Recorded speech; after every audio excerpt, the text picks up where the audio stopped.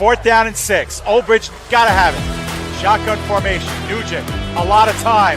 Rolls out. He's running out of space. Will roll the other way. They look, corner of the end zone. Touchdown! Rowan heading for the touchpad with the lead. And the Profs will take the men's 400-yard freestyle relay. Andrews will be in shotgun. He takes the snap, fakes the handoff. He'll throw it down the left sideline. He's got a wide open receiver. He's got the touchdown. Motion man is Simmons. Trotman throwing towards Simmons down the field, and he makes the catch in traffic for a Bearcats touchdown. Back to pass, middle of the field. The catch is made by Britt. She's off to the races at the 40, the 30, the 20, the 10. Britt is in for the score. Back on in, here's Yoxon. Yoxon to the backhand, trying to go to the front, makes the move and shot, and he scores! And Gracie comes set and delivers. And that's it on the ground to second. Throw to first, in time, and the ball game is over. South Shore survives a late scare, and they are the 2024 New York State Little League Baseball champions.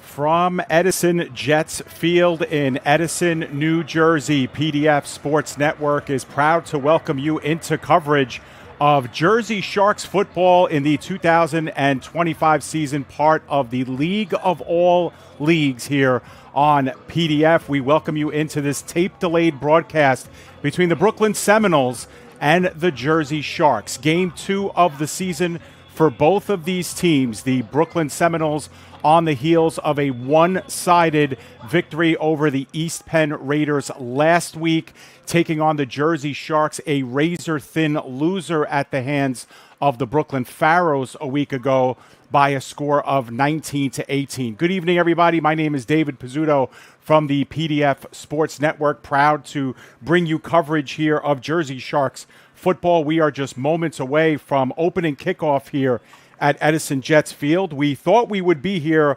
live to bring you this game from Edison, New Jersey, but unfortunately the facility here, Edison Jets Stadium, if you will, still not fully complete. You see the construction going on in the background of your screen, and so we are on the opposite side of the field where the camera is. There is no electricity here at the field. There is no hardwired internet connection as well, and so we can only get the single camera here in the lone bleachers as well. That's why this game could not be held live, but we recorded it earlier tonight, brought it back into PDF Studios here, and are ready to bring this one to you. Before we get this one started, we'll take a look at what's going on in the League of All Leagues this season. The Bears and Seminoles and Pharaohs, all winners last week. The Bears and the Seminoles, who you'll see tonight, both winners via the shutout. You can see on your screen over the East Penn Raiders and the Silk City Sharks. Meanwhile, it was the Jersey Sharks taking a razor-thin 19-18 loss to the Pharaohs. The Pharaohs were in action against the Bears earlier today, and the East Penn Raiders took on the Silk City Sharks. As far as our matchup today, the Brooklyn Seminoles, they were a part of the League of All Leagues back in 2023. They lost the championship that year to this very same Jersey Sharks team. Their last organized play was in the spring of last year. They played in the Den, and they won the championship there. A very storied organization, this Brooklyn Seminoles team. Of course, I'm sure we'll touch on a lot of their players as we go. And for the Jersey Sharks, this is year 2 on PDF, year 4 in the League of All Leagues. And you can see on your screen, they have been a powerhouse in the LAL since the inception.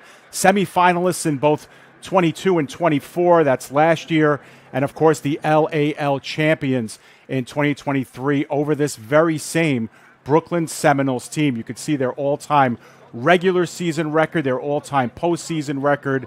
They are one of those teams that are a perennial power here in the LAL, and they hope to be again here this season. Just about set to go here. The Brooklyn Seminoles will be kicking off first. Kamari Jones-Hunter, who also plays defensive tackle, will do the kicking here. We'll get to see the Sharks in a few moments receive the opening kick. Part of what we hope will be 4 games for the Jersey Sharks this season on the PDF Sports Network. Last year was our first year working with the Sharks, and we were proud to bring them to you here. Tough season, however, that ended in the semifinals for them.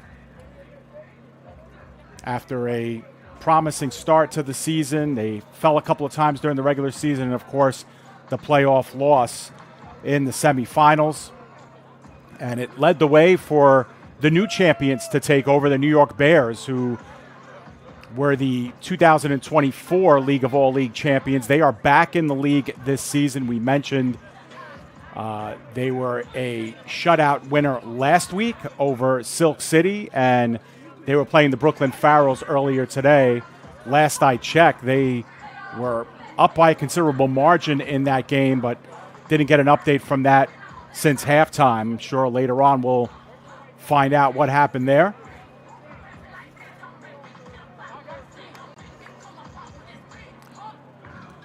But storylines for this game, obviously, this is the first meeting between these two teams since that 2023 championship. It's a championship that surprised a lot of people.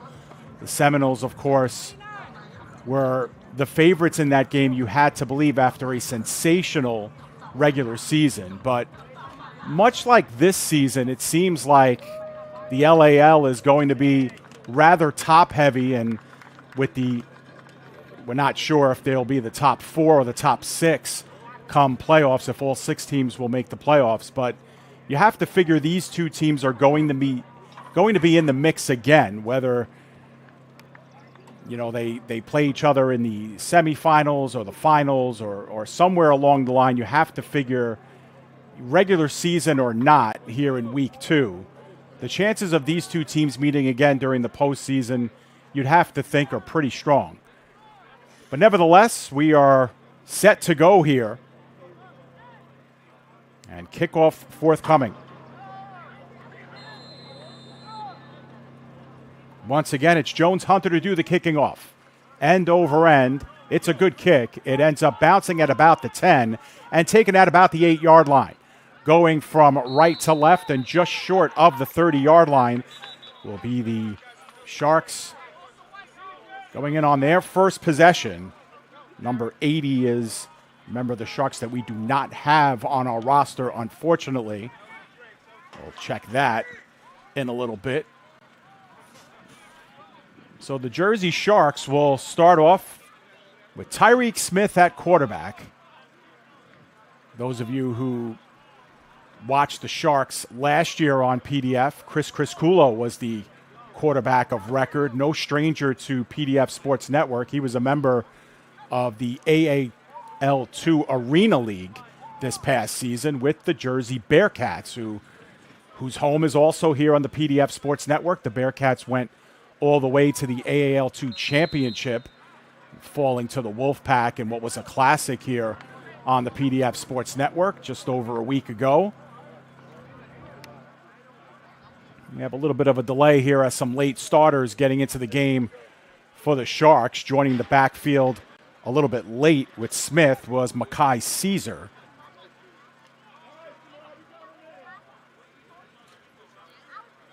And we're just about set to go. Ball at the 27-yard line.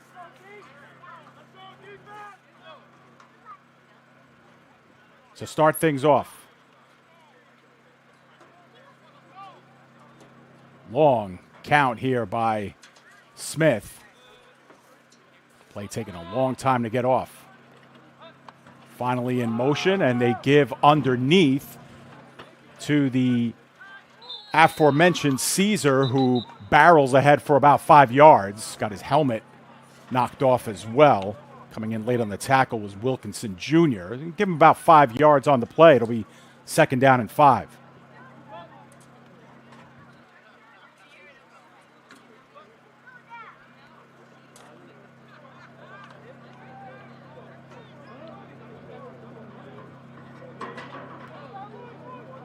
We're off to a later start than we wanted to here, but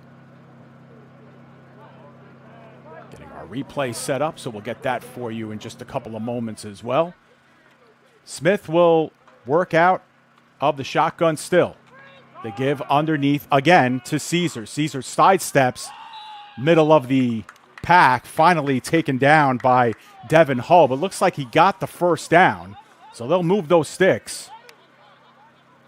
And the Jersey Sharks have the first down of the game, courtesy of a couple of runs here to start things off. You have to figure that's going to be one of the calling cards of this Sharks team under Coach Colin Baptiste. Of course, very familiar coach Lou Moore on the sidelines as well for this Sharks team. This time they get back to the line of scrimmage a little bit quicker.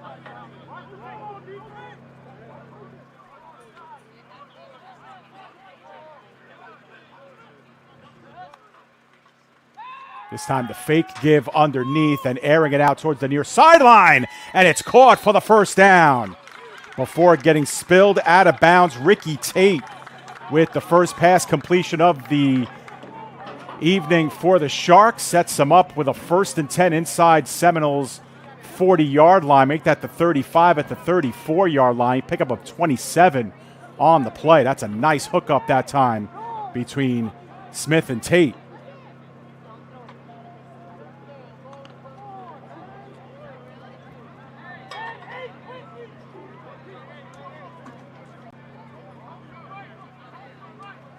First play inside of Brooklyn Seminoles territory. They bring number 80 over into the slot to go trips right here on this play. Leaning that way as well. Cheating up on the cornerbacks. The give is on that side. Good open field tackle at first to hold up Caesar by Omar Young-Jordan, and finally finished off by the pack. Marquise Jernigan coming in late on that play, along with Jason Harrison Jr. You see him on your screen. 2nd down and long coming up.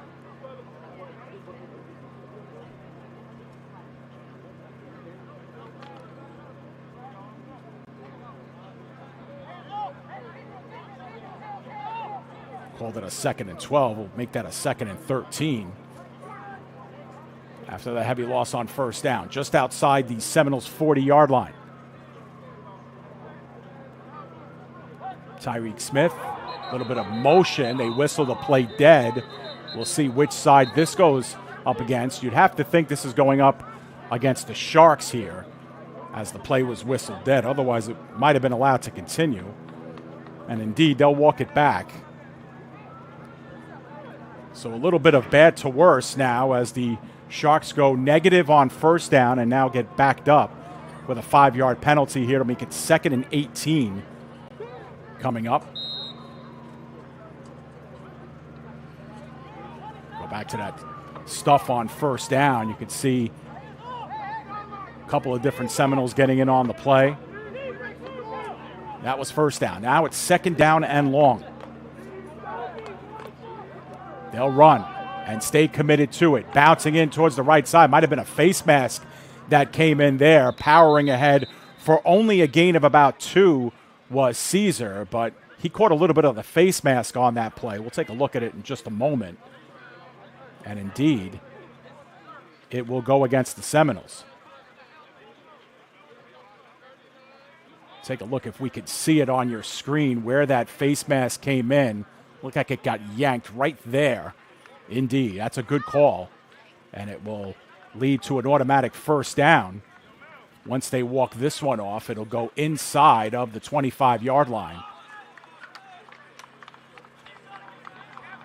Well, promising first drive here for the Sharks, who inherited the ball inside of their own 40-yard line to start. Proceeded here with a few first downs. Big 27-yard completion down the sideline as well has been the highlighted play. We go 1st and 10, early stages of the first quarter. This is the first drive of the game.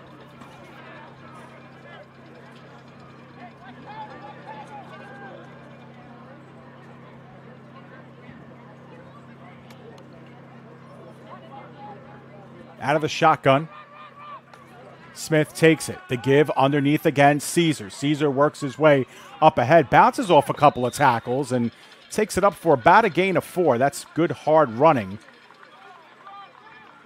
And continuing to stay committed to running up the middle, something that's not easy to do against this Brooklyn Seminoles team. Of course, did not give up points last week in the game against the East Penn Raiders, 26-0 at halftime, and that's the way it held up.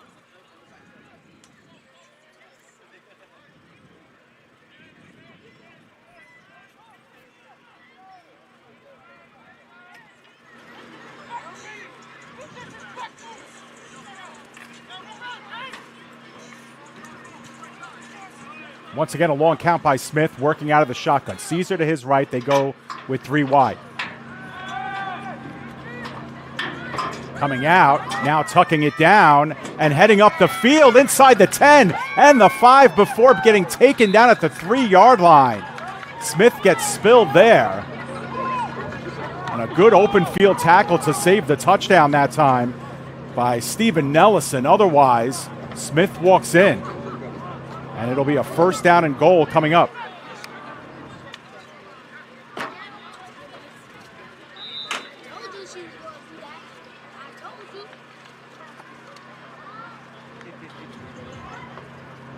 Good piece of running by Smith on that play. You know, the Seminoles will bring in a lot of pressure. Naturally, even just with their 4-down linemen, it's going to be important to see Tyreek Smith step up in the pocket, make his own time, run out of the bootleg. We'll see if he can do some more of that. And we got some movement again. Play not allowed to continue. Flags everywhere.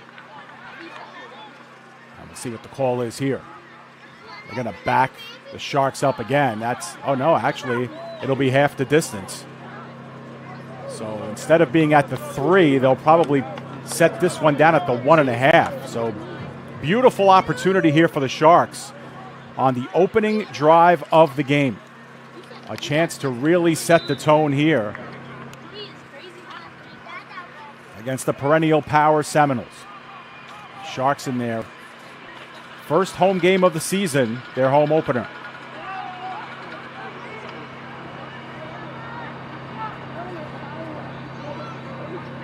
Once again, long count, they work in motion. That ball was on the turf for just a moment, picked back up by Smith. Very fortunate to get back on top of that, pull forward. Still, it's going to be a short loss on the play. And so it'll be 2nd down from about the 3-yard line, a loss of about 1.5 yards on that play. That was a tough snap to deal with. And actually, Smith did pretty well to pick that one up off the ground. We'll see it a little bit slowed down for you. I'm not sure who that ball was going to. It looked like Caesar was going to be the recipient of the run underneath. See if they go back to that at some point. 2nd down and goal. 80 in motion, left to right. Works out of the slot position now. Chance coming up from the Seminoles bench. The give is to Caesar. Up the middle, gets spun around, working towards the goal line, and plows to about the 1.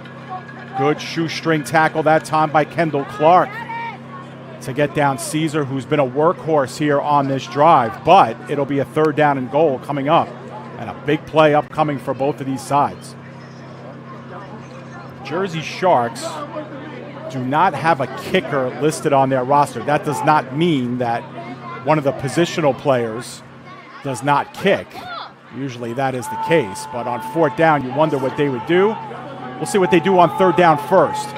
It's going to be a straight keeper for Tyreek, and he goes up the middle, and he will not get there. He might have gotten the 1, but once again, it was Jernigan and young Jordan to take him down, and we are going to have a 4th down coming up.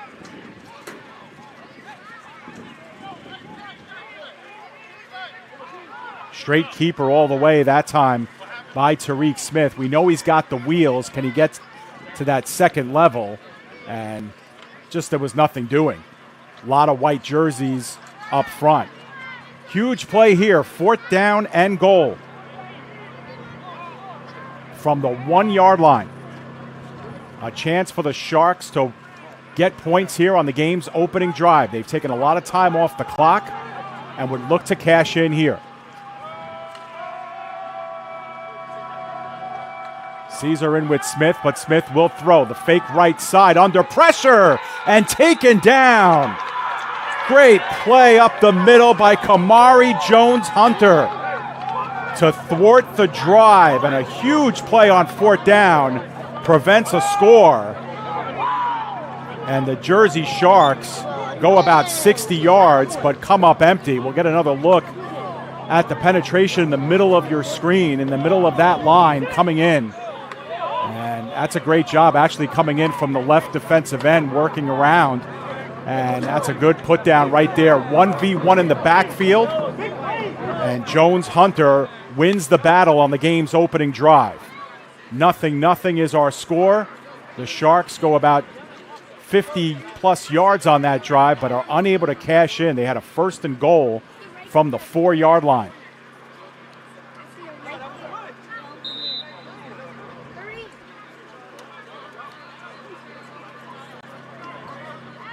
And so the Seminoles will take over. That's quarterback number 12, Gerald Wilson,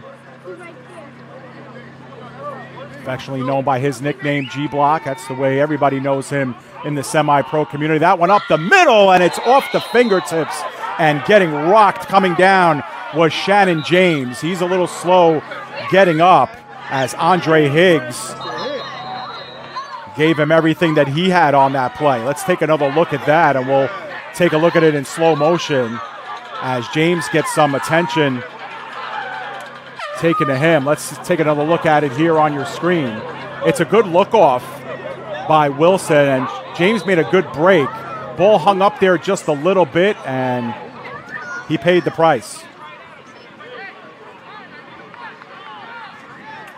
Take another look at the hit at the tail end of that play. Came in with the shoulder. It was not helmet to helmet. They did want a flag on that. Now they'll run it off tackle right side. Minimal gain that time by Kevin Pear. It'll be 3rd down and long coming up.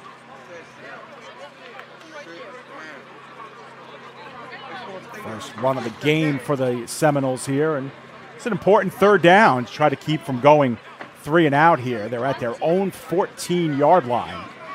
And if the Seminoles are forced to punt here, the Sharks could get the ball back in pretty good field position.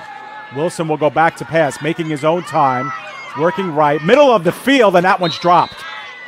In the middle of the field that time, it was dropped by number 82, who we do not have on our roster, unfortunately. We'll take another look at it in just a moment. Wilson does a nice job of making his own room in the backfield, sliding out to his right. He's always a threat to run with the football. Sharks doing a good job of spying on him, but working that zone very nicely was number 82. Had to come back for the ball a little bit, about a half a step behind him, but that's a play that you'd like to make if you're the Seminoles, and instead it'll be 4th down, and they will fix the punt here. I want to thank everybody for tuning in here on this tape-delayed broadcast, sending a special shout-out to my wife, Jennifer, who's downstairs watching this one. Wants a shout-out, gets one. What the wife wants, the wife gets. Thanks to everybody tuning in here.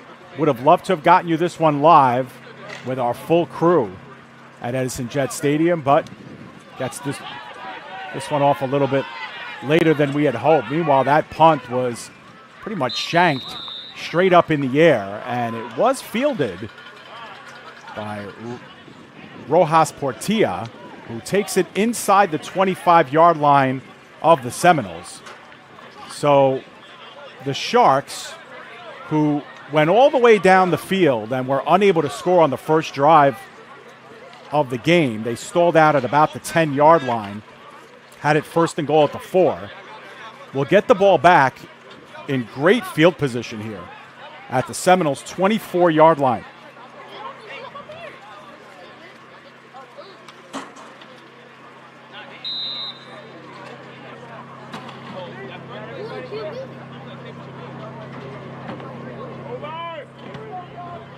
So second drive of the game for the Sharks in a 0-0 game here. The Seminoles go 3 and out on their first drive. A few late arriving substitutions.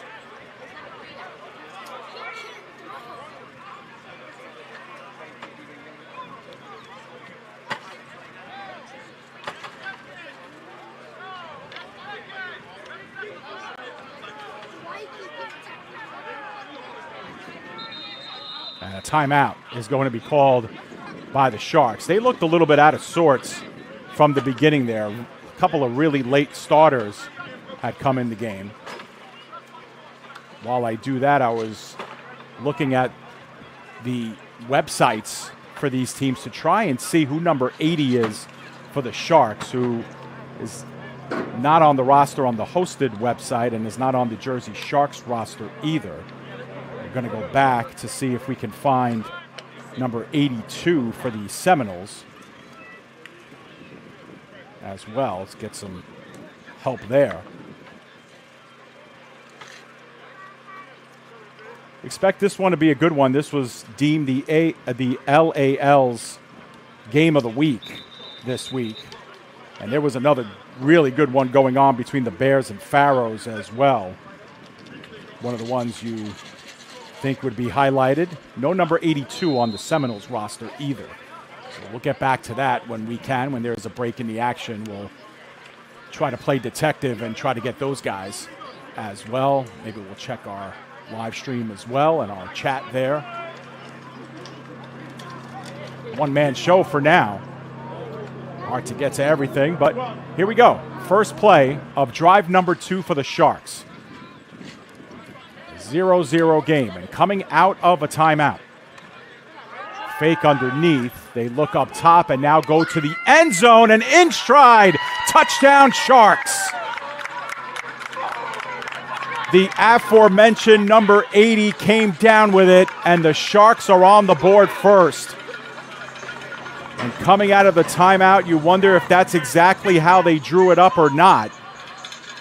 Either way, let's get another look at it, see how it develops. It looks like number 80's working out of the slot there, and yeah, it's a simple seam and post the other way towards the corner, and get some good separation there from the safety Wilkinson Jr., and the Jersey Sharks have the 6-0 lead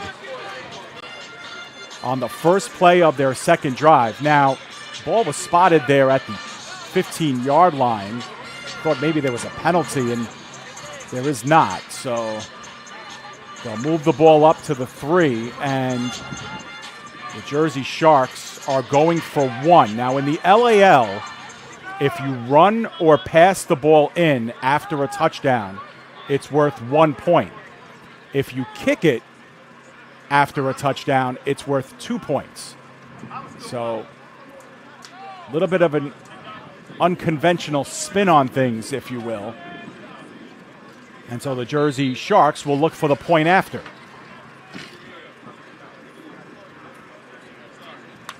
After a run-heavy first drive, they use the pass, and now they go up the middle with Caesar again, and Caesar is seized at the 1. And they will not get it. So the extra point is no good. But the Sharks get on the board first. It's 6-0 here in the middle stages of the first quarter.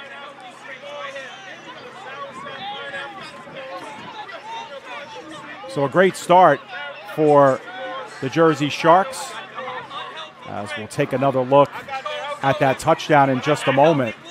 A little slowed down, but you could see number 80 lining up in the slot on the left side of your screen. He's that middle receiver. Takes the 5 steps in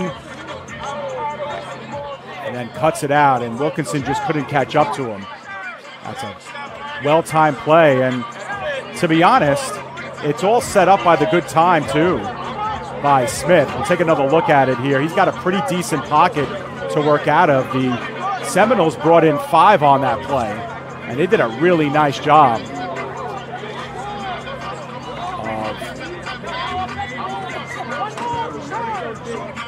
of protecting Smith.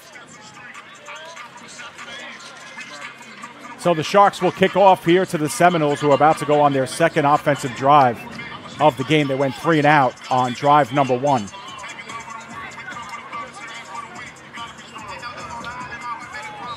Thank you, live chat. Lance Fisher is number 80. Give him his flowers after that. Tremendous catch for a touchdown. This one taken just inside the 30-yard line on a good kickoff. Michael Lewis doing the returning for the Seminoles, and they'll come up just shy of the 30 for drive number 2 for them. Needing a response here after being held 3 and out and giving up a 1-play touchdown. And again, that touchdown came off of a really bad punt as well. The Seminoles punted the football from their own 14, and they only got a net of 14 yards on the punt. And it set up the Sharks 1st and 10 at the 24-yard line. And the Sharks, after a timeout and after some confusion, I guess, getting personnel in and out, took a timeout and got the right play called. Take a 6-0 lead here in the first. Seminoles drive number 2. Pair once again in the backfield with Wilson. They go 2 wide receivers on each side. The Sharks bring in 5. They pass out of the flat, and there's some good running room down the sideline before getting pushed out was the former kick returner Michael Lewis, getting all the way into Sharks territory, and just like that, they peel off about a 30-yard gain and then a flag at the end of it as well.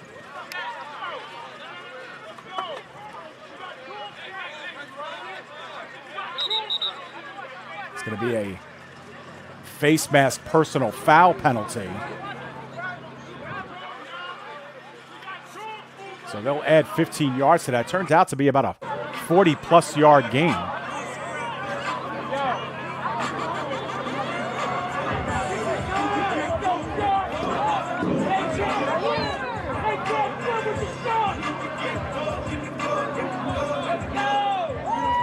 We had a jump in the video here, so we're going to take a timeout here. Back to live action here after the penalty.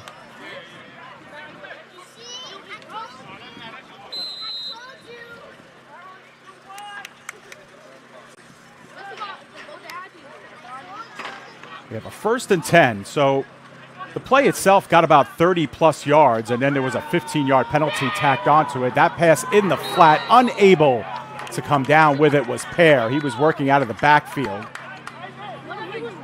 unable to corral that one. Get another look at that last throw in the flat. Looked to be a pretty decent one from Wilson. And Pear just with the 5-yard and out, and that ball came on top of him pretty quickly. So it'll be 2nd down and 10 coming up.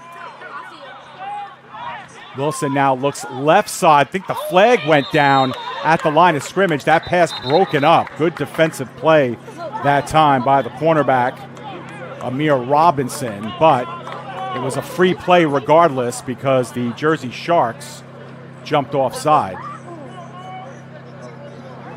And so it'll be 2nd down and 5, recognizing the free play that time. Wilson aired it out.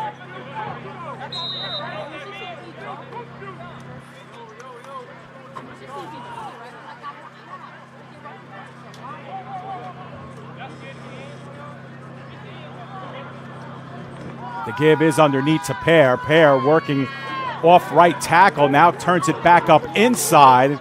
Looks to be very close to the 1st down, and he actually got it. Only needed the 5, and so they'll adjust the sticks here, and Pear gets a pretty healthy gain there on 2nd down and a short 5. Seminoles are looking to go quickly, but we'll bring you the replays as quick as we can. It's a good job by Pear to work it outside and then turning it back in before getting spilled down. Got enough for the 1st down. They're just outside the 10-yard line, about the 13. So they can get a 1st down without scoring a touchdown here. They give, once again, underneath to Pear. Off tackle right, flags come down. Pear gets held up and then gets thrown out of bounds. Kareem Stewart, the first one there. And we'll see what the flag is about this time. Looked like in the vicinity of holding, and indeed it is. So 1st and 10 becomes 1st and 20 now from outside the red zone. Unless that holding call came up the field, but I think Pear was still in the backfield when that holding penalty was called, and indeed, that was the call.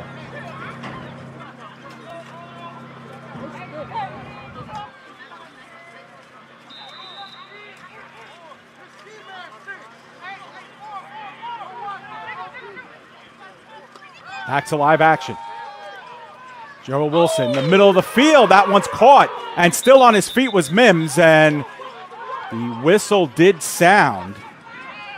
Mims, excuse me, I'm sorry. That's Daquan Evans. My fault on that. Evans making his first catch. DeRay Mims wears 0 for the Seminoles. So the ball spotted at the 10. That was a good grab on that last play. And Evans thought he had a touchdown, and I really can't blame him there, although, yeah, there was some contact. As I back it up on my own screen here. 2nd down and about 5. It's coming up. They give underneath, and there is nowhere to go for a Pear. Julius Tobe that time, the first one in, and he was in the backfield and right up on Pear, and really nothing happening that time. Sharks have done a pretty good job of bottling up Pear in these last couple of plays, and I think that might be the end of the first quarter as we see the wrap up there. That's a nice job, and it'll bring up a 3rd down and about 7 coming up. But that is the end of the first quarter. Here from Edison Jets Field, you can see the facade in the background there towards the right of your screen. That's the new complex that's being built here in Edison, New Jersey. That will be where a lot of the press facilities will be, the press box, if you will, and where our camera crews can set up, and that'll be the future of these broadcasts. While that is being completed, that construction, where the camera is now is a portable bleacher system that is housing a pretty good collection of fans that have come out for this game today. Plenty of Sharks faithful and some Seminoles fans have come out as well, and wearing some Brooklyn gear and supporting their team as well. At the end of one, both teams have had the ball twice in their hands. The Sharks stalled inside the 5-yard line of the Seminoles on their first drive. They had a 1st and goal from the 4, could not come out with points. The Seminoles on their first drive went 3 and out, but the Sharks got the benefits of a really bad Seminoles punt and only net 10 yards. And the Sharks on one play scored a 25-yard touchdown. Smith to Fisher, 24 yards for the game's first and only score. But Brooklyn has been knocking on the door since. They had a big 30-plus yard gain on a screen pass and added 15 yards via the personal foul call, and now have a crucial 3rd down coming up. As a well-timed timeout, if you will, by Coach Spina and his troops. They'll get to reset here deep inside of Sharks territory to the other side of the field. It'll be about a 3rd down and a long 7, short 8 coming up.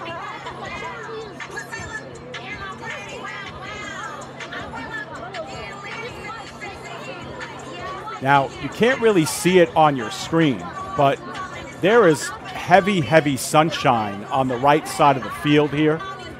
And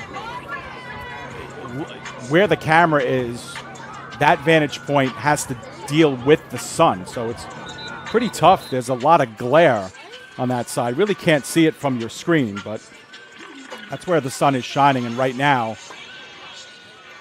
it would say it benefits the Seminoles, who are going against the sun, if you will.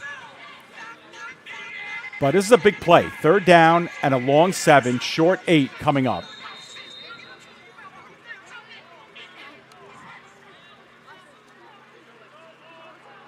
Let's see what they have planned here. Wilson out of the shotgun. Pair to his left. He looks middle of the field, now looks in the corner. A dart near the pylon, and is he in? Yes, he is. Touchdown for the Seminoles. Errol James has tied this one up on the first play of the second quarter. And that was a strike.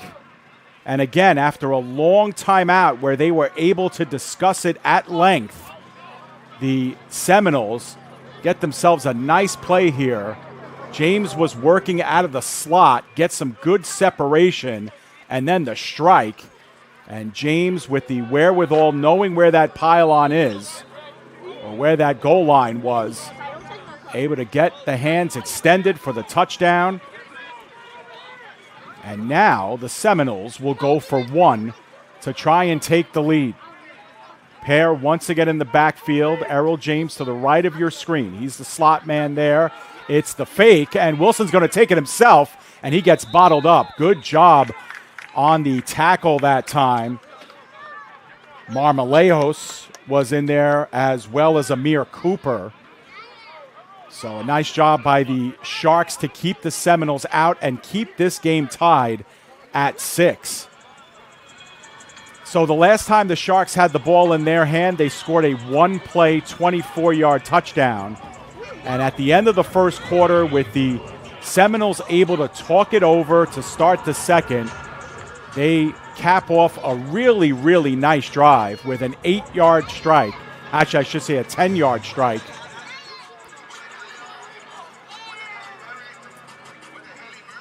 To Errol James. As I write that in my notes, we have a 6-6 ball game. Both teams with a touchdown on one of their first 2 drives of the game. It's a quick moving first quarter, a lot of running and a lot of time off the clock by both of these teams. You know, the Sharks had a really lengthy first drive. They didn't score on that drive, and the Seminoles had a really quick first drive, and then they had a really long second drive. So that's where we are here. Kickoff is a line driver, end over end. It's a good one, however, taken at about the 12-yard line. Ricky Tate, it's spilled just inside the 30-yard line. He'll probably get spotted right there. Michael Lewis on the nice tackle. You see him coming into your screen now. And the Sharks will go on drive number 3.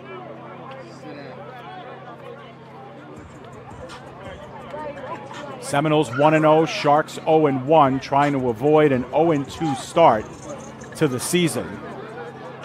Doesn't get any easier next week. They play the Bears next week in a game that is TBA for now in terms of venue. But it's a game that we plan to have for you right here on the PDF Sports Network. And, of course, if we can do it live, that's exactly our intention. Tariq Smith back out for the Sharks, who work out of the spread. 2 wide receivers to each side.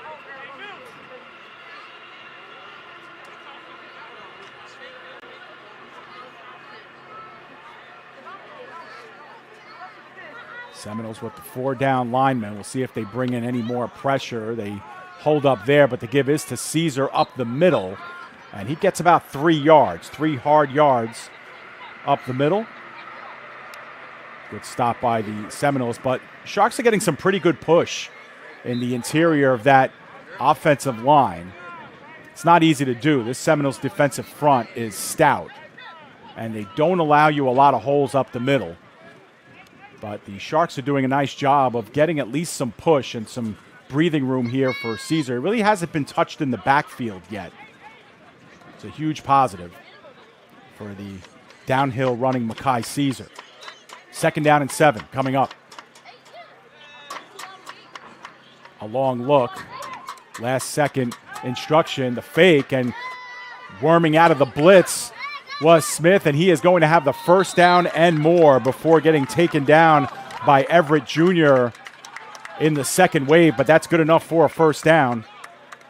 We'll get another chance to see it as well. There was some pressure coming in from Smith's left side, and he did a nice job to worm his way out of it. That was Jason Harrison Jr. coming in. You could see it right there and stepping up in the pocket, and Smith doing a nice job buying his own time, and get a sense you'll see a lot of that today when the Seminoles bring some pressure. Right now the Sharks are just shy of the 50-yard line, trying to work their way back into Seminoles territory.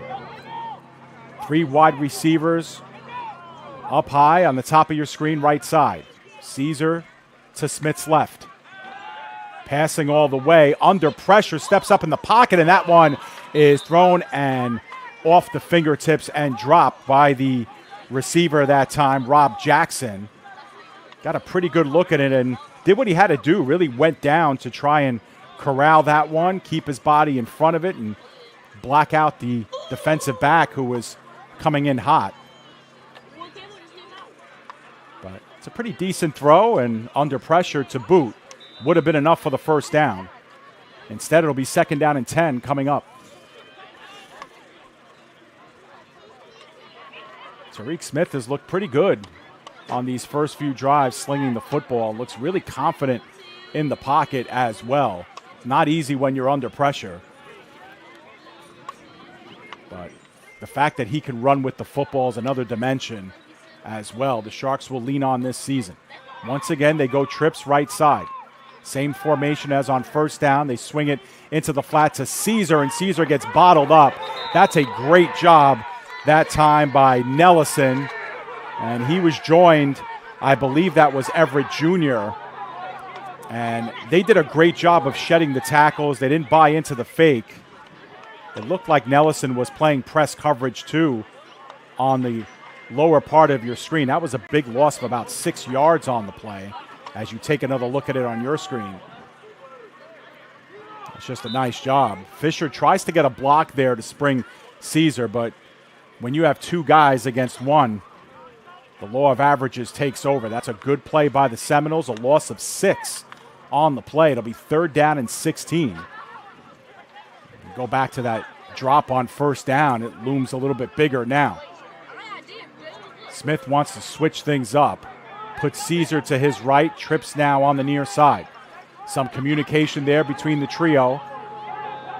Smith looks that way, now barks out the signals. Seminoles show a little bit of a blitz, now they back off. 4-man rush. Under pressure, Smith steps up, a long heave down the field, and it's caught by Fisher again for the touchdown.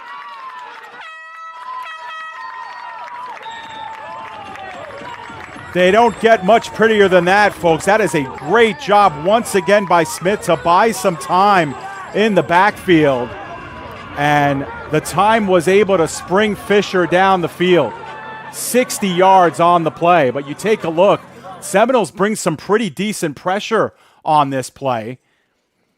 And the rest is history. That's a nice job that time.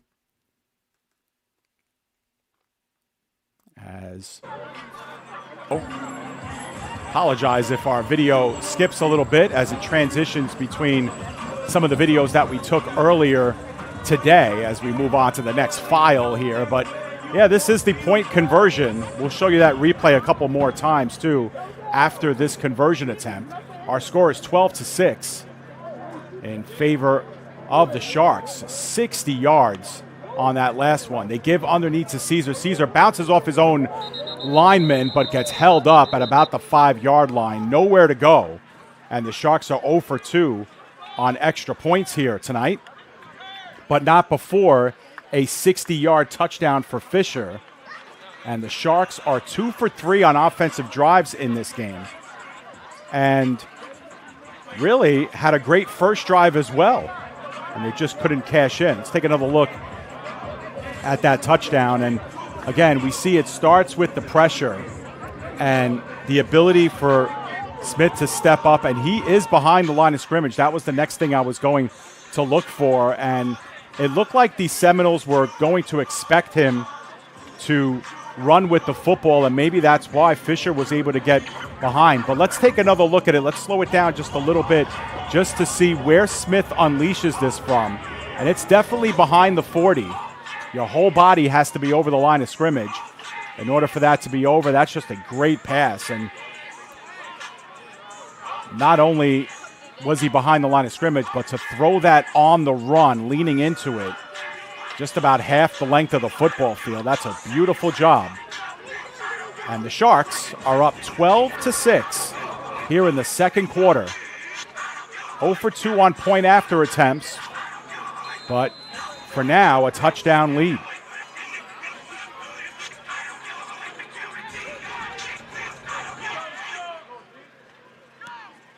The kickoff is high and away and fielded at just outside the 10-yard line. Getting held up and going backwards fast and now corralled inside the 15-yard line. Michael Lewis, the dynamic kick returner, was finished off by the touchdown scorer Lance Fisher. But the Sharks doing a nice job of meeting the ball carrier there and staying with him. We see so many times on kickoffs too, when you're able to make that first guy miss, you're usually in for a really, really good return. But I would think that was Marmoleos who had the first shot at him. Actually, no, that was Gilboy Papali on special teams, who was the first one to meet the ball carrier, and the other blue jerseys were able to get there in tow. The ball is spotted just inside the 15-yard line. So the Seminoles, who went down the length of the football field to score their first touchdown to start this second quarter, now have to try and work their way back again for the second time, try to get this game tied.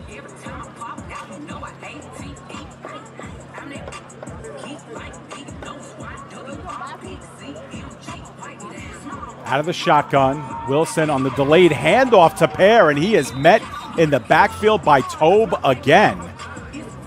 And that's just a great job of meeting the ball carrier in the backfield by that Sharks defensive front. They got some really good push on that play. Take another look at it here. Delayed handoff too, so they were able to make the most of that. You can see Tobe coming in from the left defensive end position. Back to live action here. Wilson going back to pass, airing it out, long distance, and it's just beyond the reach of the receiver. Just ahead of Shannon James. Good to see him back in the game after being shaken up earlier in the first quarter after a big hit. So James back in the game. We missed the first part of that play. I believe there was a penalty too on that, and I think it's going to be on the Sharks. But take a look, and yeah, it looked like Tobe was clearly offside, and that Wilson saw it and said, let's take a shot. And James was double covered, but did have a step. So after that, it will not be a 3rd and 10. It'll be a 2nd down and 5 after the penalty. Wilson out of the shotgun. He gives up front to Pear, and Pear surges ahead to about the 25-yard line. Actually, the 20-yard line. So it'll be a 3rd down and 5 after no gain.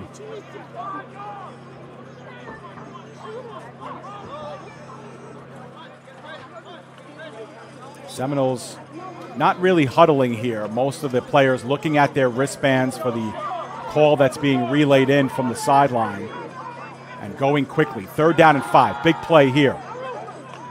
The throw in the flat, and it's caught by James, and he surges forward past the 30 for the 1st down. It's a nice job by Wilson to take what was being offered to him underneath, and James kind of showed out right in the middle of the field underneath the coverage. And all he had to do was turn around, catch the ball, and then surge forward for the 1st down. We take another look at it on your screen now.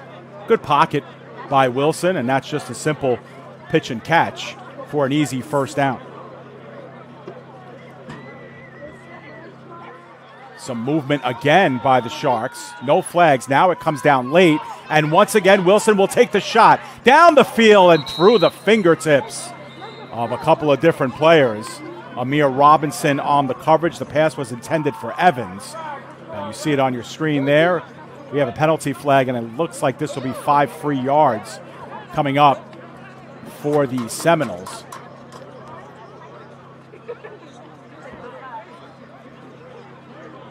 And they are moving up, so never did get the call, but 1st and 5 it is. Another pre-snap penalty here for this Sharks team. And one thing about playing the Seminoles is you don't really want to give them free yards. But on 1st and 5, they'll look to throw, and G-Block under pressure and gets taken down, maybe for a gain of 1 on the play. It looks like he got back to the original line of scrimmage, so no sack. Actually, a loss of 1. Nope, check that. No loss on the play. It'll be 2nd down and 5. So can't count that as a sack. That'll be a run for no gain for Wilson. But that's why you try and throw on 1st and 5. You know, you have to short down and distance, take your chances there. 2nd down and 5, he goes back to throw again. Wilson under heavy pressure, gets out of it temporarily, now weaves, bouncing to his right, still on his feet, past the 30, the 35, and is spilled at about the 38-yard line. That'll be enough for the 1st down. But that is the element that G-Block gives you as well. This is a very, very talented quarterback who is pretty slippery to boot. The Seminoles want to go quickly, but let's get you this play again here. What's going to be a 3rd down and very short. I thought he got the 1st down, but I was wrong. He went so far back that managed to get about a gain of 2 on the play. Let's bring you back to live action here as we get ready for 3rd down and short.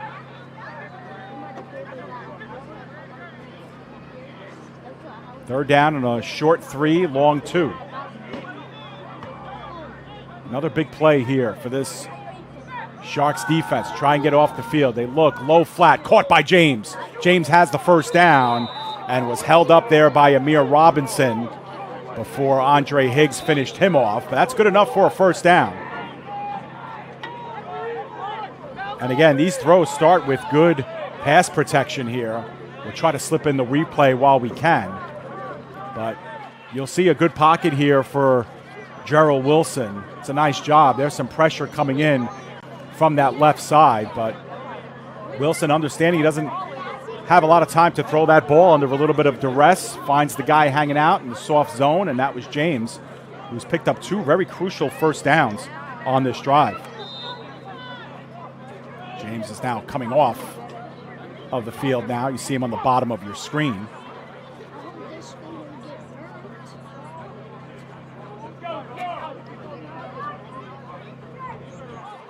The give is underneath to Pear. Pear gets bottled up. There's a flag down on the far side of the field. Fair went nowhere. And it will be an offside against the Sharks again. So instead of a 2nd down and 12, it'll be a 1st and 5.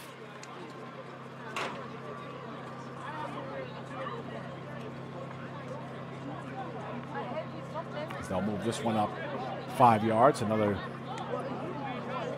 short start here on these 4 downs for the Seminoles. They've had a 1st and 5 now a couple of times on this drive due to some false starts. Can't blame the Sharks. They want to get in there and put some pressure on Wilson, try to bottle up Pear in the backfield. But so far, the Sharks have gone plus 35 yards on this drive, and they're bleeding away the time here in this 2nd quarter. And Seminoles don't huddle at all, but they do take almost the full breath of the play clock here. Out of the shotgun, Wilson will go back to pass. Looking in the flat, the pass was caught by number 82 in the flat. Minimal gain that time. And a nice open field tackle by Marmaleos. It looks like they got back, or maybe even lost a yard on that play, making that open field tackle even better. They get set here. We'll take another look at it. Kind of faked out the camera here a little bit. Marmolejos making a nice tackle. 2nd down and 6 to go.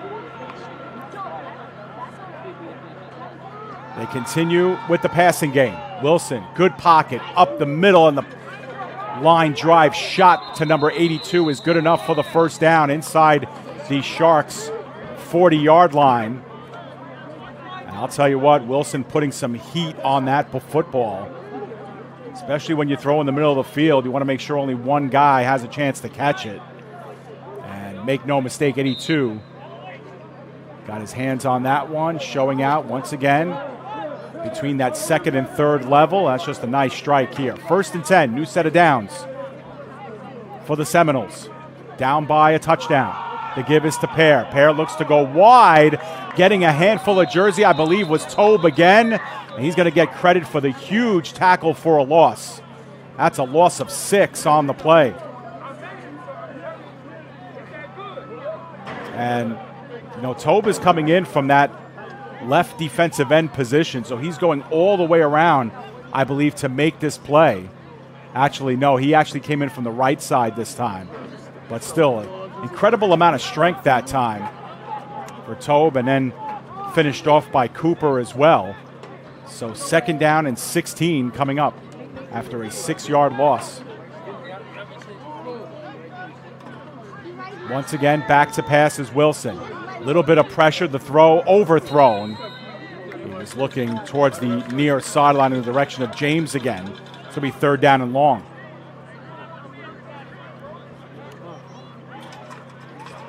The Sharks really haven't gotten a tremendous amount of pressure on Wilson. But we haven't really seen Wilson run with the football a lot in this game, and that's an element of his game that is often overlooked because he's such a good thrower and such a great passer. You forget that he's just as capable running the football if he needs to.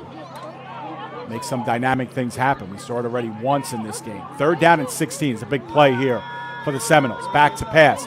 Stepping up in the pocket, gets away from one and gets away from another. At the 50, sidesteps again. The launch to the end zone, and it is incomplete. Amir Robinson looked like he tried to one-hand that one in the end zone and actually did a pretty good job to not catch that, considering these Seminoles are probably going to punt here. But let's take a look at a few different elements of this play. First and foremost, you have Wilson making time in the pocket. He's under duress. There, and then again here. There's a good little sidestep right there. And then the big launch, that's about 50, 55 yards in the air. It's a jump ball. And that's just a nice job by Robinson to thwart the attempt. And it'll be a 4th down and 16 coming up. And the Seminoles will indeed punt. That's a really long drive that went a total of 40 yards. And so the Seminoles don't get points, but what they do is they reverse the field because the Sharks had them 1st and 10 at their own 15-yard line. But the Seminoles doing a good job of reversing things here. And what we have to believe is coming towards the end of the 2nd quarter. We haven't had the 2-minute warning yet. And we have a penalty. Or is it a timeout? I think that's a timeout that was called by the Sharks.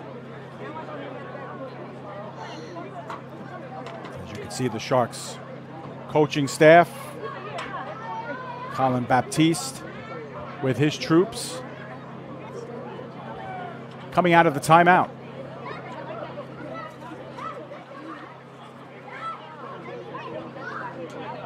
The magic of editing in post. Those little glitches will be removed. Happy that you're joining us here as we approach the midnight hour on this tape-delayed broadcast between the Seminoles and the Sharks. Sharks on a couple of touchdown passes from Tariq Smith to Lance Fisher have a 12-6 lead over the Seminoles, who are wrapping up their third offensive drive of the game. They went 3 and out. They went on a lengthy drive for 6 points of their own and took this one a considerable distance. There's a skipper off the turf and a really good punt otherwise.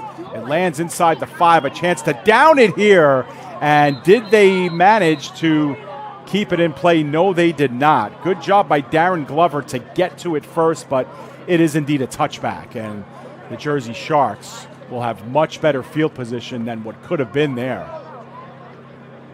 I'll tell you what, kudos to the punter on that play, Kamari Jones-Hunter, who did a really nice job of grabbing that off the turf and sending that one inside. You could see, yep, Glover did indeed tap the toes down in the paint. And so the Sharks will have it at the 20-yard line rather than their own 1. They'll take that trade-off. Not sure how much time is left. You could see on your screen the scoreboard is not operational here at Edison Jets Field. We've said it a couple times, but don't have active electricity here at the stadium as of yet. It's all coming soon here as the home of the Jersey Sharks. For this season, they'll play their games at a few different fields throughout the year. We plan to cover every Jersey Sharks home game this season as we are the official network of the Jersey Sharks, and proud of that relationship that we forged with one of the best semi-pro organizations in the country. The Sharks do it right, and we're proud to be a part of their extended family. 1st and 10. Sharks with a 6-point lead and the football as we approach the later stages of the second quarter. Tariq Smith underneath, the shovel underneath pass was incomplete. I think he was looking in the direction of Caesar there in the flat. But that is a forward pass, and it was incomplete. So it'll be 2nd down and 10 coming up. We'll take another look at it. And again, fancy little play there, but really caused by some pretty good pressure that time by the Seminoles defensively. Not sure what Caesar could have done with that, too, aside from go down after a gain of about 1 or 2 on the play.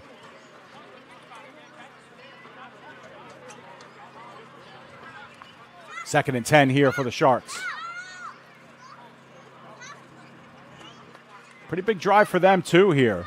Final stages of the first half, a chance to go up by 2 scores. That would send a clear message going into halftime, something they'd love to do here on this drive. Turn around and a shot into the flat.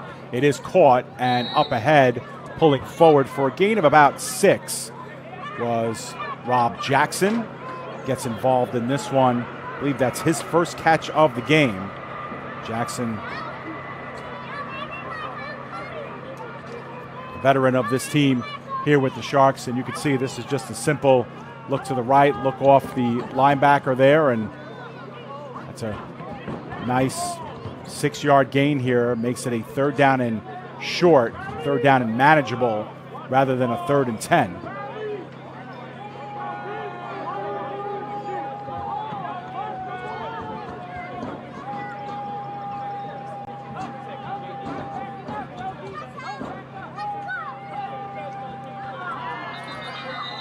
Back to live action.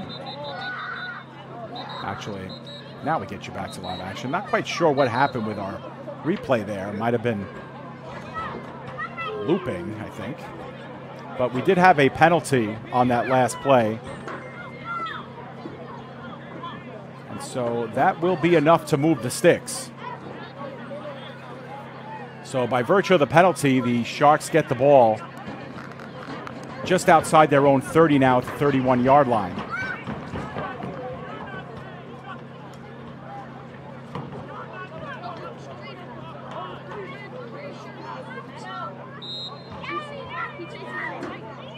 First and 10, new set of downs. Spread formation for the Sharks. They take their time here at the line of scrimmage.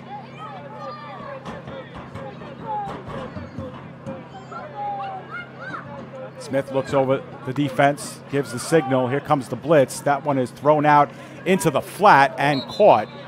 Good for a gain of about 5 yards that time by Fisher. Just another simple pitch and catch that time.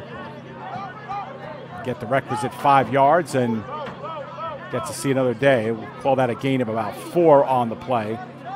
Sharks will go a little quicker now as we're approaching the later stages of this first half. Want to move the football quickly. They give underneath. Not much there, but pulling forward for a yard or two is Caesar. And he'll set up another 3rd down and 4 coming up. Very important for this Sharks team to stay committed to the run game.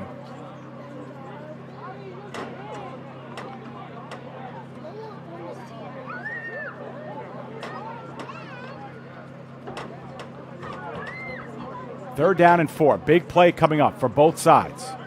Sharks looking to, at the very least, switch the field here on the Seminoles in the late stages of the first half. Spread formation again. The throw in the flat the other way. Will it be enough for a first down? And scampering forward for that first down was Jackson again. It's a nice heads-up play by the Sharks, knowing where the sticks are that time. And this is just take what the defense is giving you all day. And you could see no press coverage there at the top of your screen. Smith, quick look off. And that's a nice job by Jackson to keep his feet. Meanwhile, we have a little bit of a timeout here. I think this might be the 2-minute warning. Didn't quite catch the signal here. Chance to look at both sides here. The Seminoles looking to go 2-0 in play. And again, as we mentioned at the top, this is their first play since playing back in the spring of 2024 in the Den League, which was a spring 2024 league with some of the area's best teams, and the Seminoles, of course, won that championship and went on to win a national championship later on, always heralded as one of the best semi-pro teams in the region and in the nation. And the Sharks right up there as a storied organization. A lot of veterans on this team, a lot of the same faces year in and year out. It's less of a team and more of a program here with the Sharks, and both teams can flaunt that as well. Two proud franchises here, head to head. And coming off of what we believe was the 2-minute warning, it's a 1st and 10 for the Sharks at their own 43-yard line. Once again, they take their time at the line of scrimmage. The survey by Smith. Smith does get some good time. Bounces up in the pocket, looking towards the sideline near the first down marker. Looks like he got it before he was pushed out of bounds by Clark. It's a nice job once again by the quarterback to make his own room. Did get some pretty decent blocking here on this one. Jersey's going to look to go quickly, but we'll try to get you the replay really quick as well. But that's just a good job of stepping up in the pocket. And once you get to that second level, Smith has got the wheels. He's shown that he can do the job. He moves the sticks. Ball's at the Seminoles 47-yard line. 1st and 10. The Sharks have been on the Seminoles side of the field on every drive today, although their second touchdown was a 60-yard strike, but we'll count that as being on the Seminoles side of the field. Pressure again. Smith steps up, fakes, flags are down, and Smith fumbled the football. That football was down. It was picked up by young Jordan, and he is bounced out of bounds at about the 35-yard line. And we'll see what the call is here. It was in the vicinity of holding. It looks like it was against the Sharks. It will be declined.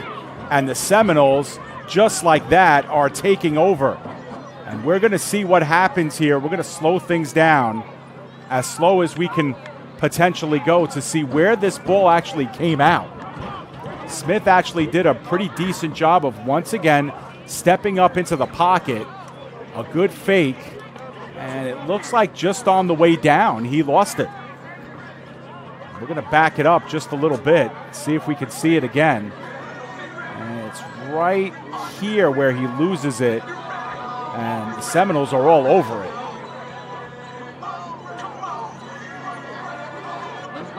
So big break that time, as it looks like the Sharks were moving in a positive direction.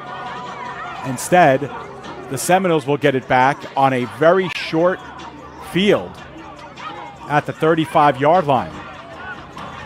So you go from having the ball in Seminoles territory, riding high, up by a score, and now your defense has to come back out and get a hold here and a stop before the end of the first half. Big moment here for both sides. Wilson sets up about 6 yards behind the line of scrimmage out of the shotgun. Hare is in there for reinforced blocking. He has a lot of time, and he's going to launch it. They're going to the end zone in the corner. It's a jump ball and incomplete. A 1v1 situation, Andre Higgs versus Errol James, and Higgs was there first and broke things up. Higgs actually times this really, really well.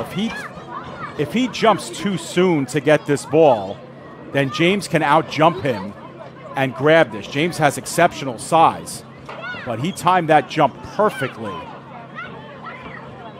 And that was a nice play on first down. But as expected, the Seminoles went for the home run as we're closing in on the end of the first half. They'll have a 2nd down and 10 coming up.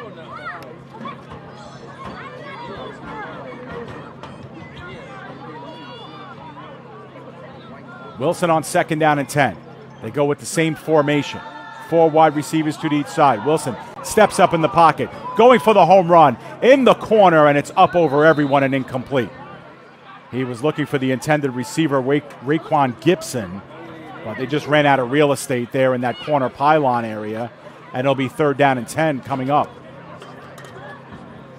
Now, just for the record, the Seminoles do have a place kicker on their roster, Fernando Cardenas, who we are familiar with as well. And if they do get in close, so if you think maybe they pick up 10, 15, 20 yards on a play, would they try for a field goal to close out the first half? If indeed time is a factor. We don't know how much time is left. That has not been relayed to us at the camera operations. Otherwise, we would whisper it into the camera, but we have a timeout called by the Seminoles instead. So by our count, that's the first timeout used by Brooklyn. And they'll talk things over here, sensing a pretty big moment here in the game. We will have an abridged halftime here once we do get to halftime and go over a few notes. But other than that, we'll get you right back to action in the 3rd quarter as soon as the 2nd quarter is over and we have a chance to switch our video feed up. Once again, this game was recorded earlier in the evening, and we've managed to take the videos back to studio and bring this one to you live on tape, as is often said. David Pizzuto with you here. It's a pleasure to be with you here as we close in on Sunday, August 3rd. In just a few minutes, we thank you for being with us here on the PDF Sports Network. We'll pretty much be bringing you one game every single weekend from now until the end of the season in the summer league action. That's our plan anyway.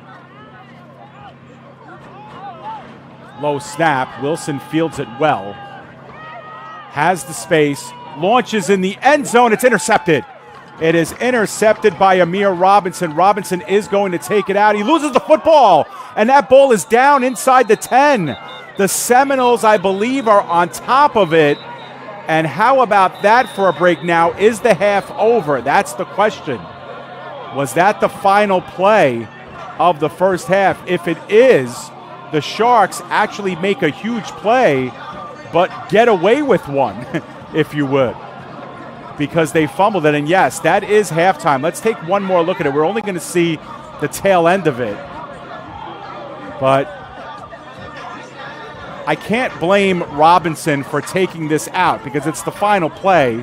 You never know. Maybe you could take it all the way, but he was stripped. and he lost the ball on that final play. But thankfully, they dodge a bullet because the Sharks are able to get out of it, still with a 12-6 lead, and the Seminoles do not have any time to run a play, even if it was a kick before the half. So that will do it for the first half of play.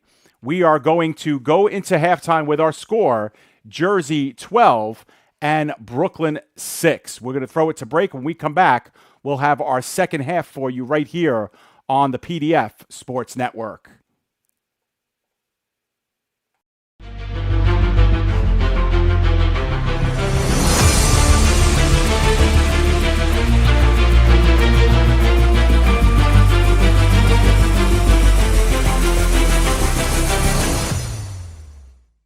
Refined, restorative, results-driven. At CMX iMed Bar, we blend medicine, aesthetics, and wellness into one luxury experience, led by Dr. Angela Roque. Located in the heart of Pier Village, Long Branch. Visit cmximedbar.com or text 9089232694 to look better, feel better, live elevated. No, I'm right. The podcast that uncovers the origin stories of some of the biggest names in sports, media, and entertainment. Nick Durst here along with Joe Calabrese. Here we are, 200 episodes later, about 150 episodes with guests, our friends, soon to be your friends. Well, it's pretty clear, Joe, that it's all about You Know I'm Right, the podcast. That's my You Know I'm Right moment. Wanted to do a podcast, and everyone was like, what are you, crazy? Who's going to listen? You're not going to get guests. Well, guess what? I'm the best when it comes to getting guests. You can vouch for that. I am so happy that you asked me to do this. I couldn't have been more thrilled. And follow us on socials. Check us out. I promise you, if you want to work in media, whether you work in media now, whether you want to quit your job and work in media, come to us, and I promise you, we will get you on the right foot. That's what it's all about, uncovering the origin stories of some of the biggest names in sports, media, and entertainment. Keep it locked on You Know I'm Right. The Jersey Bearcats are proud to welcome the sounds of DJ Sparks for the 2025 football season. As heard on Blazing 98.5 FM, DJ Sparks is perfect for nightclubs, concerts, corporate and sporting events. Bringing the party to you. The best sounds and the best time with DJ Sparks. Contact DJ Sparks on social media, email, or by phone, and let's get the party started. DJ Sparks, proud supporter of the Jersey Bearcats.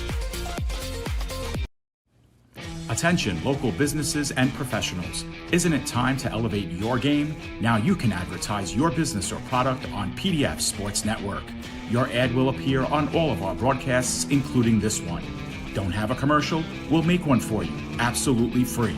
What better way to showcase your product and brand while supporting the best local sports, teams, and leagues? Call now at 732-723-8189 or visit us at pdfsportsnet.com.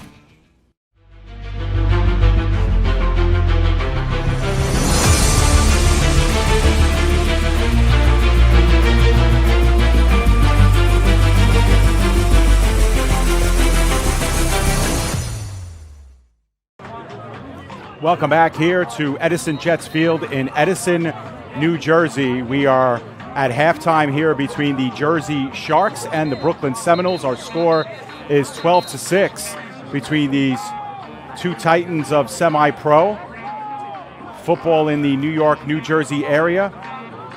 12-6 is our score. We're closing in on Sunday, August 3rd here on the broadcast as we bring you this game live on tape. This game was played a little bit earlier this evening, and we're closing in on the midnight hour, and we actually have a game tomorrow as well. PDF Sports Network will travel all the way to Helsinki, Finland, remotely, of course, to see the Maple League Game of the Week. The Vetera Liga is the NFL of Finland overseas in Europe.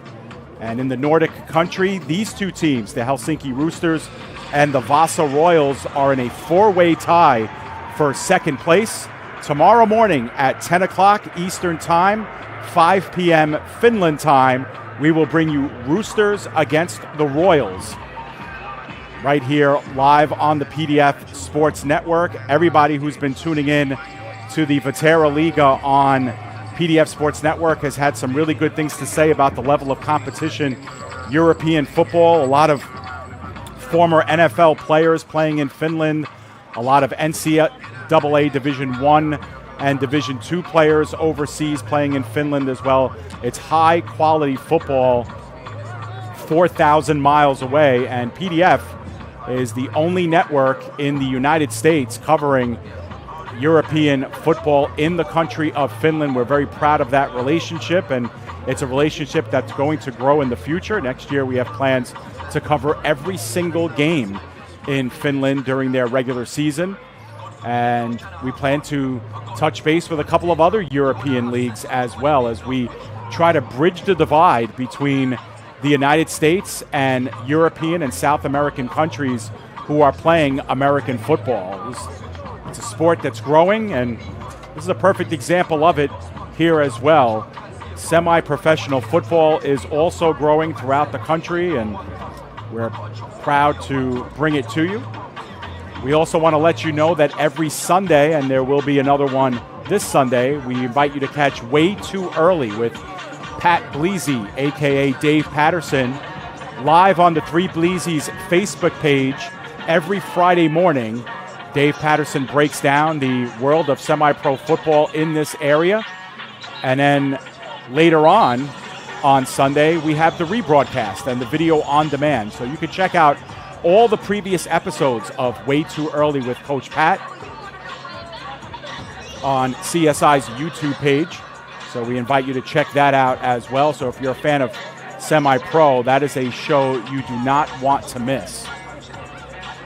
Lots of coverage, a lot of guests for those shows as well from some of these teams and analysts and all that good stuff. Straight talk, uncensored, unfiltered, and we bring it to you every Sunday as well. So a lot of great programming here on the PDF Sports Network. We hope you'll join in as we get set to start our second half of play. The Jersey Sharks with a 12-6 lead over the Brooklyn Seminoles, but Brooklyn gets the ball first here to start this second half. Can they set the tone?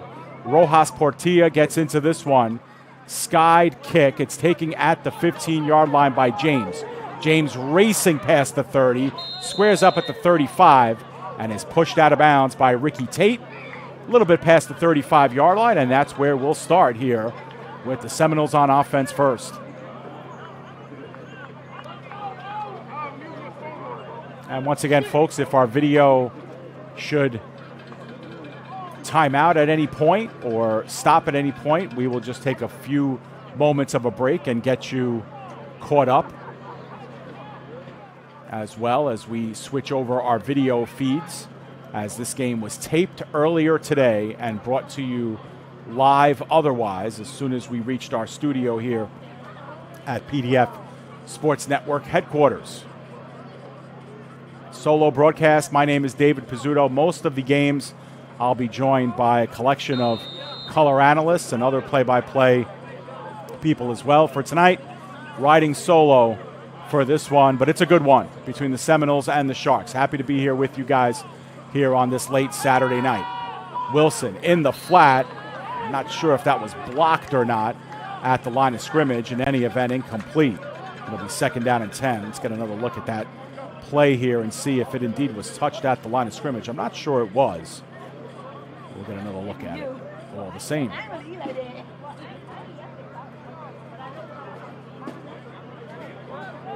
Skipping ball off the carpet as well on that one. And yeah, it looked like it was hit. Why does he let it go?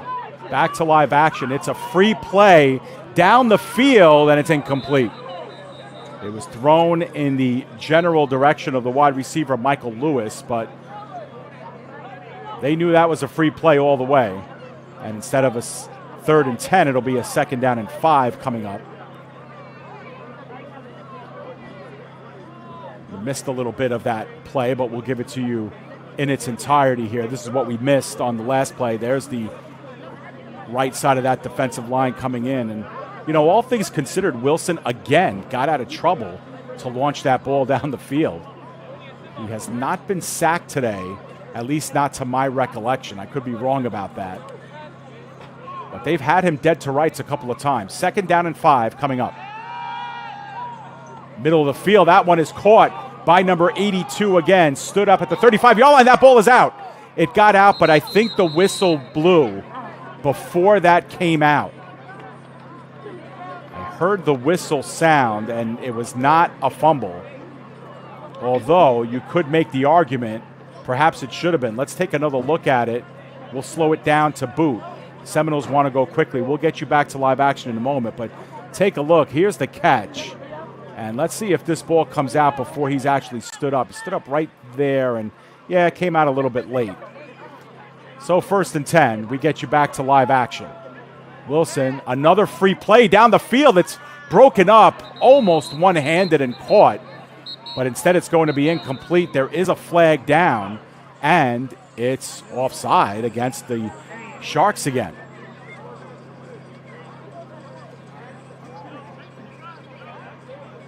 This was something that plagued the Sharks, especially in the second quarter, defensively stepping off sides. They did it 2 and 3 times in that second quarter. This is the second time they've gone off sides here in the third quarter. So we're looking at, I believe that was their 5th offsides call on defense today. So that's something that I'm sure Coach Baptiste and the rest of this coaching staff is going to want to clean up for next week's game and beyond. Good pressure that time up front by the Sharks. Stops Kevin Pear dead in his tracks. No gain. It'll be 2nd down and 5. It's another part of this game that you have to be impressed with the way the Jersey Sharks have played defensively in this one. They really just haven't given up a lot in the middle of the line of scrimmage. And their defensive ends are doing a great job. There's another one, another tackle by Tobe. Brings up a 2nd down and 5. Still 2nd and short, though. Pear moves out wide to the left side. Wilson intercepted. It was thrown right into the breadbasket of Amir Robinson, who takes a knee and gives himself up. But the Jersey Sharks are taking over on an interception by Amir Robinson. And that time, Wilson just flat out missed. We're going to get another look at it. We'll slow it down a little bit to see what Wilson sees on this play. So you be the eyes with me here, folks. Let's see if we can catch how this happens. It looked like it was either James or Evans, the intended receiver. Let's see. Wilson looks off, and yeah, it's just, I don't think James ever cut in. That pass was intended for Errol James. We're going to get another look at it real quick. Try to speed it up a little bit. And it's just a misfire, and, you know, right place, right time for Robinson. I mean, that was thrown right to him. And perhaps Robinson, knowing that he fumbled the last time he had an interception, just went down and took a knee. So here we go, 1st and 10 the other way. The Sharks, on their first turnover forced of the game, have held the Seminoles after they approached the Sharks' end of the field, and now the Sharks take over at the 20-yard line. The look in the middle now towards the sideline. Jump ball in that direction, and it's incomplete. It was nearly caught. It bounced off the turf. Shamar Sirio, high-powered player on this offense last year. I think that was his first target of the game in this one, and that one kind of went through the hands of the defensive back as well. And Sirio had a chance to come down with this one. Let's see it again in real time. Jumping up and almost making the interception was Nellison, and it actually landed right into the hands of Sirio, but he just couldn't handle it as he was going down to the turf. So it'll be a 2nd down and 10 coming up.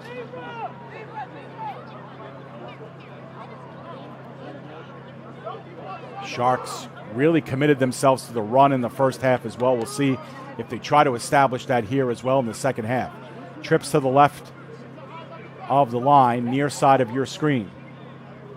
They take their time. Smith surveying. Seminoles only rush 4, and that one's thrown into the flat. It was well out in front of Lance Fisher. That is incomplete.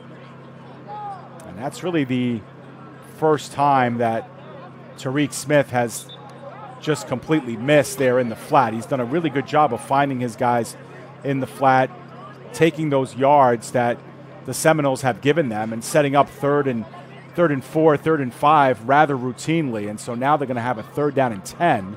And there was some pretty decent blocking going on there as well. So if that pass ends up getting caught by Fisher, he might get really close to the 1st down there. And if he's able to make a guy miss, he might be into the open field. Instead, it's 3rd down and 10.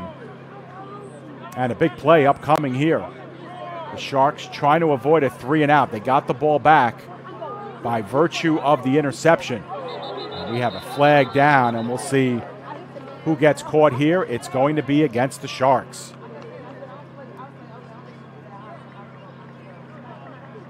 And we're getting to that point now where the pre-snap penalties are really starting to add up for the Sharks. They're only coming 5 yards at a time, these penalty yardage, but they're starting to add up. We saw a couple of offsides calls against the defense on the previous drive that set up the Seminoles 1st and 5 a couple of times. And now a 3rd and 10 becomes a 3rd and 15. And with the way the Seminoles are getting home with their pass rush, this could be a very dangerous play here for Smith. Press coverage in the slot.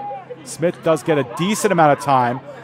Flurries out to his left, dropping off in the flat, caught. Elevated catch and a nice one by Ricky Tate. He's well short of the 1st down. I think he got back to the original line of scrimmage. We'll see exactly where. He's well short of the 1st down. We'll get to see him extend here and make this catch. Good job again by Smith to buy some time. It's a nice one-handed grab in open space by Tate. Of course, probably knowing he's going to get hit there in the middle of the field, but was able to duck under a couple of hits, and it's a 4th down and 9, so they will punt. Rojas Portilla has done a good job punting the football here tonight.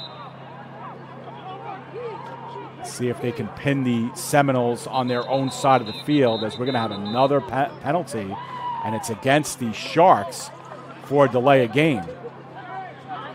So whatever was earned on that 2nd down is pretty much given away again by virtue of the flag, which backs them up now 4th and 14. And like I was saying before, I think if you're the Sharks, what you'd like to do is set the Seminoles up, get a nice bounce on this punt, and set them up on their own side of the field again. Seminoles were driving before that interception thrown by Wilson. But their defense has stepped up. They forced a 3 and out here on the Sharks' first drive of the 3rd. Errant snap, it just was able to get off. Portilla did actually a really good job, and that actually does take a really good Sharks bounce. It is down at the 46-yard line as a couple of players are locked up. It was Fisher who was getting blocked off the ball, I believe, by Darren Glover. And I think we might have some offsetting penalties if I had to guess here. But the Seminoles throw an interception, and the only price they pay is about 20 yards of field position because they're able to hold the Sharks to a 3 and out. The Sharks commit a couple of penalties on that drive as well. We do get the calls there, and indeed there were offsetting personal fouls. So after all of this, we will have a 1st and 10 for the Seminoles inside of Sharks territory. So just to finish the point I was making before, the only thing that results after the interception by the Seminoles was about 20 yards of field position because they were able to get the ball back 3 plays later and still inside Sharks territory. So all things considered, no harm, no foul, I guess, and the Seminoles are right back to work offensively. They're down by 6, however, in a game in which their offense has really been held in check. They've been able to amass some of the yards, but otherwise have struggled a little bit, as struggling a little bit is the chain gang, and that's the reason why we have a hold up here. As you can see at the top of your screen, looks like some of the links in the chains have kind of kinked up, and we'll get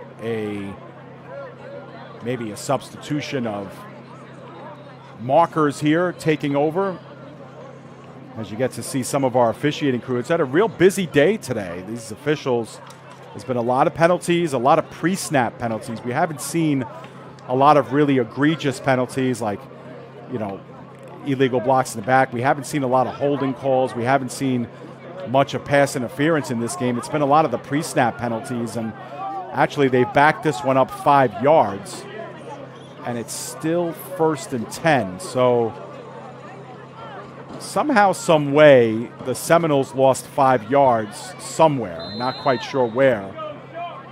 And they'll start, in fact, on their own side of the 50-yard line. Sharks bring some pressure, now opt out of it. That pass in the flat to Pear. Pear is able to, looks like he just got the first down before he was taken down. First one there on the play was either Flickmore or Dolch on the play, but that was good enough for a first down.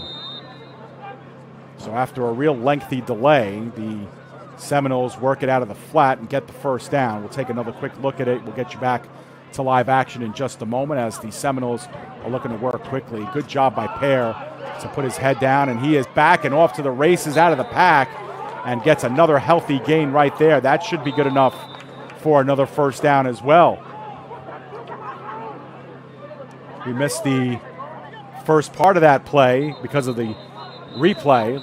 Let's bring it to you. It's in its entirety here. Pear with a little bit of the delayed handoff. That time hits the hole, a lot of speed, and gets another first down. It's another good play there, and good job by that Seminoles offensive line to open up the holes for Pear. There haven't been a lot for him as Marmoleos got up a little slowly. But good sign for the Seminoles. 2 plays, 2 first downs. They've gone about 24 yards on these last couple of plays. And they're kept the Sharks reeling a little bit here. 1 play by air, 1 play by the ground.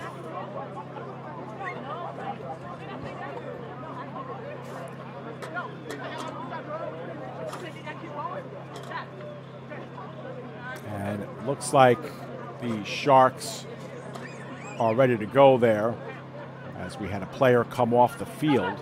And they're still working on the chains. I don't know if you could see it on the top of your screen there. The chain gang is having a problem with the links of the chain. And so that's what's causing this delay.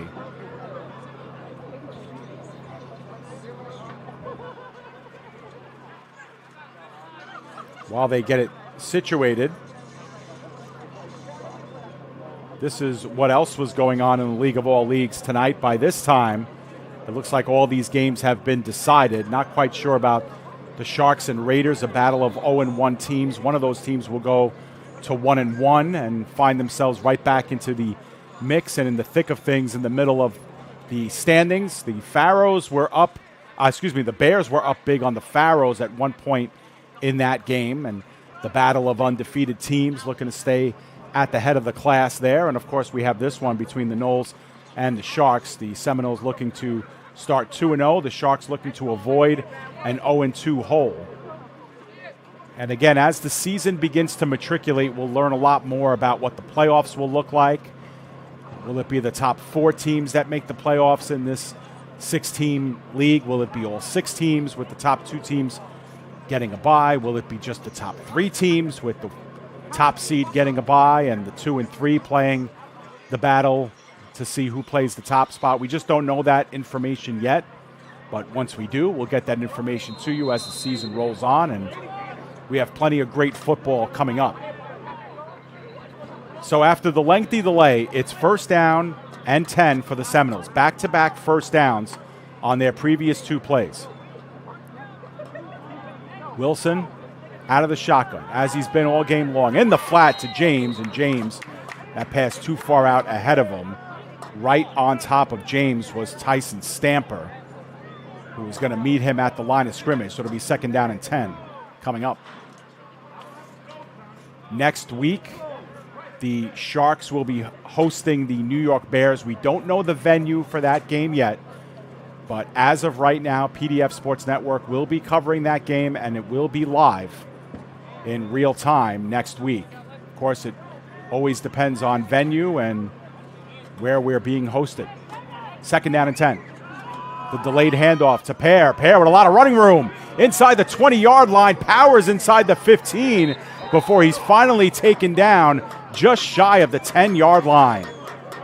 Good, healthy running by Kevin Pear. He was bottled up for the most part in the game's first half, but here in the second, he is making some room for himself. Just bouncing off of tacklers and getting an extra 4 or 5 yards and probably an extra 8 to 10 yards after first contact. Seminoles at about the 15-yard line. That's a give up the middle and nothing doing there. Good job of coming in. Rojas Portilla and number 21, Kareem Stewart, in on the play. It'll be a 2nd down and long.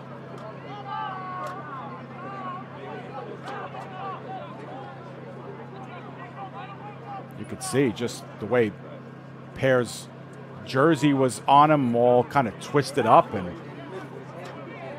he was bottled up there in the backfield. Nice job by the Sharks. The first down marker is at about the 3-yard line. You can see it there at the top left of your screen. So it's about a 2nd down and 11 coming up. Seminoles driving, however. They're down by a score. Wilson gonna get hit, and he gets out of it. How did he duck out of that one? But he is going to be taken down for a short loss and a sack on the play. Tobe was there. Kenny Cross Jr. was there as well. It's about a 3 or 4 yard loss. And I thought that Wilson was going to take an enormous hit here. A blindside hit. And you could tell he kind of felt it coming and ducked under it right at the last second. Look, it looks like he's going to get a pop right there. And unfortunately, Tobe went high on him instead of in the midsection. But Wilson spins out of it. But it is a 3rd down and long here. 3rd down and 14. Wilson, a lot of time this time. Looking in the corner of the end zone and turning around to catch it. And the touchdown is scored by Shannon James. Now there's flags everywhere, so we'll hold things up. But it looks like, according to the body language here, this is going up against the Sharks. And we will see the result of this one. It's a pass interference on the Sharks, and undoubtedly it will be declined. Let's take another look. And it looked like James went back for the ball. He was going towards the corner pylon. This one might have been underthrown, and yeah, you could see James working back and kind of got the hook from Flickmore or Deshaun Dals. They both wear the same number and play in the defensive backfield. But 2-point conversion upcoming. And the score is tied at 12. We'll get another look at the touchdown in just a moment. And we'll look at it in slow motion. But Shannon James actually did a really nice job of coming back to that football. He actually stopped his route and took a step forward to catch that. And while he did, the defensive back got a good hold on his jersey. And that's what prompted the flag. Doesn't matter at this point as Wilson goes to throw, and the catch is made for the 1-point conversion by Michael Lewis. And remember, a pass or a run into the end zone after a touchdown only worth 1 point in the LAL. And so the Seminoles have their first lead of the game. It's 13-12. And let's take another look at the touchdown first. A little bit slowed up for you here. Wilson, and James is actually the slot receiver. He got held once and he got held twice. So there's actually 2 interference calls on that play. They only called the one. But let's take another look at it really quick. And watch James. He's the slot receiver, top of your screen. He gets held right there, and he gets held right here. And still makes the play. That's a really, really quality play by Shannon James. That's why Shannon James is Shannon James. And we'll take a look at the 1-point conversion. It's a good job of Wilson to kind of look off the play and then double back and find his man Lewis in the corner. Celebration that follows because he gives his team the lead, 13-12. Here we go. For the first time in the game, the Sharks are down on the scoreboard. They take this kickoff at about the 10. Spinning, and at the 20, getting held up there was Sirio. And he got hammered that time by David Miranda. Came in on the big hit to end that play. Take another look at that hit in real time so we can appreciate it here. About a 15-yard return, and Miranda with the big hit to end that play. And ball will be spotted at the 30-yard line. As the Jersey Sharks will start their second drive of the second half. They got the ball back after an interception on their first drive of the third quarter. And it's a third quarter that has to be winding down, you would think, too. This has been a kind of a lengthy third quarter, even though the Seminoles have only had the ball twice and the Sharks have only had the ball once. We're probably in the tail end of the third. And the Sharks have given up a lot of yardage in this third quarter, and they've only run 3 offensive plays in the quarter, so they really need a response here. They've been winning most of the game. This is the first time that they are down on the scoreboard. And now they have to come back in order to win this game. The give is underneath to Caesar. There's really nothing there. Caesar actually powers forward maybe for a gain of 1, but that's about it. Good job of gang tackling, and at the very bottom of that pile is Kamari Jones-Hunter, who's been really good in this one as well, has done the kicking as well for the Seminoles, and he's having himself a pretty solid evening here.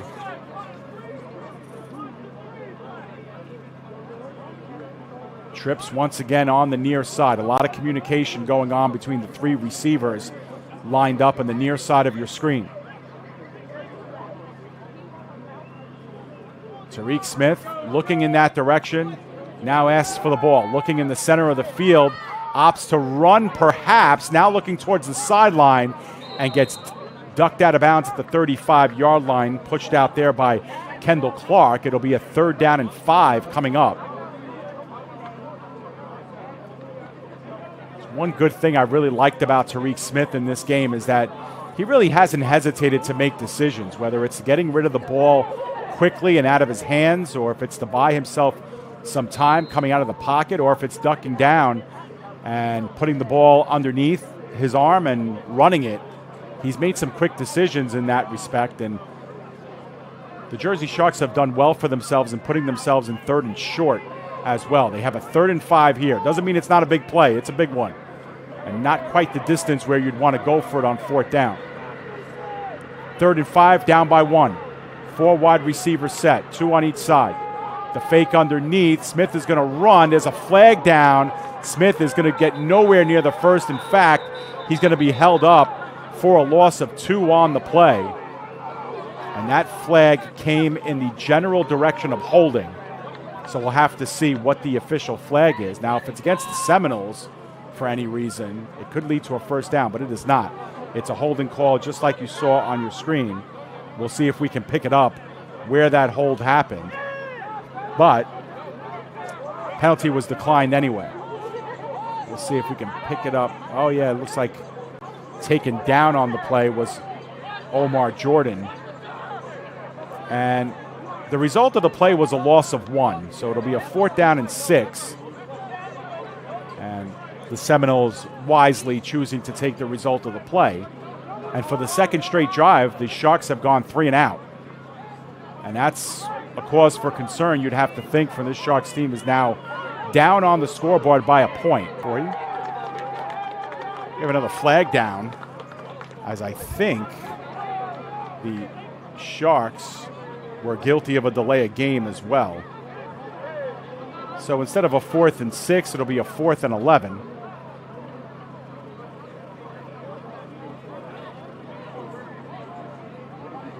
Once again, if you joined us late, this game took place a little earlier this evening at Edison Jet Stadium in Edison, New Jersey. We have an inability to broadcast live from Edison. There is no running electrical power at the facility as of yet. You can see the heavy construction going on your screen in the background. So we worked off of battery earlier today to film this game and brought it back to the studio to cut it up. End over end kick. It is allowed to touch turf. The Sharks are waiting for it to take a bounce their way. It doesn't, and it gets down at the 38-yard line. So the Seminoles, with the lead for the first time in the game, they've actually moved the ball pretty well here in the third quarter. Now with a chance to piece together another big drive. And for the Sharks, as we close in on the end of the third quarter here, they are up against it now, having to get some stops.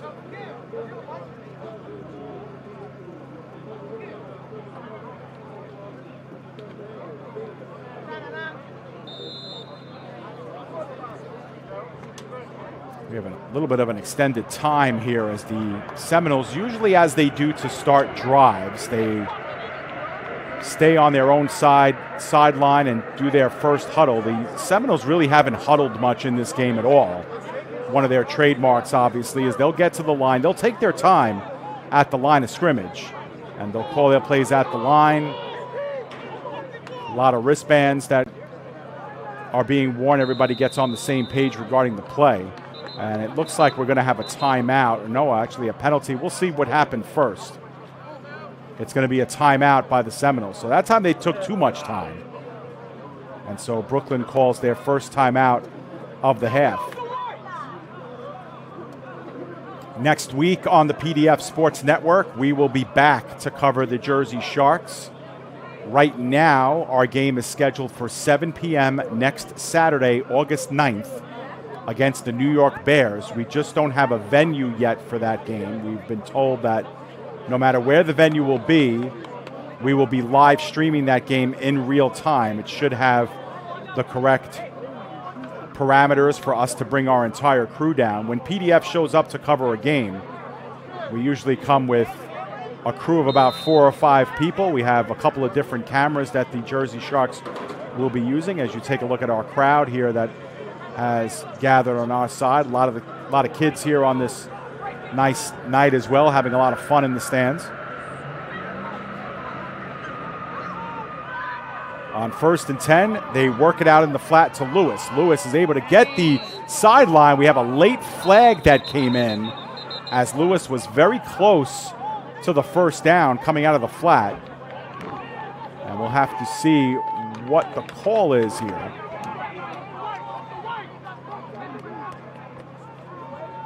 Actually, the flag was picked up, I believe, and there was no flag, so we'll take that down. And it looked to be a little bit shy of the first down. They got about 6 on the play, so it'll be a 2nd and 4 as Lewis stepped out of bounds. Flag was picked up, whatever it was for. And once again, the Seminoles will work quickly. Coming out of that timeout, they call their next play, and up the middle and going nowhere fast was Pear. Good job that time by a pair of Sharks, Marmolejos, who's back in the game, and Rojas Portilla. Marmolejos left due to injury earlier today, but he's back. It looks like we'll have about a 3rd and 4 coming up. Actually, they gave him about a gain of 2 on the play, so we're going to have a 3rd and a long 2 coming up. That's what we were saying before about the Seminoles not huddling up, but certainly taking their time at the line of scrimmage. You can see G-Block barking out some signals. That's Errol James in the slot here on the near side. Watch out for him. He's been a big factor on these 3rd and shorts. Meanwhile, it's Pear. Pear gets bottled up. He's going to be a little bit short. Looks like Pear was just a little bit short, and indeed, it will be a 4th down and 1. That's a nice job by the Sharks once again to get penetration in the backfield first, and then able to hold up Kevin Pear. As we get another look at it.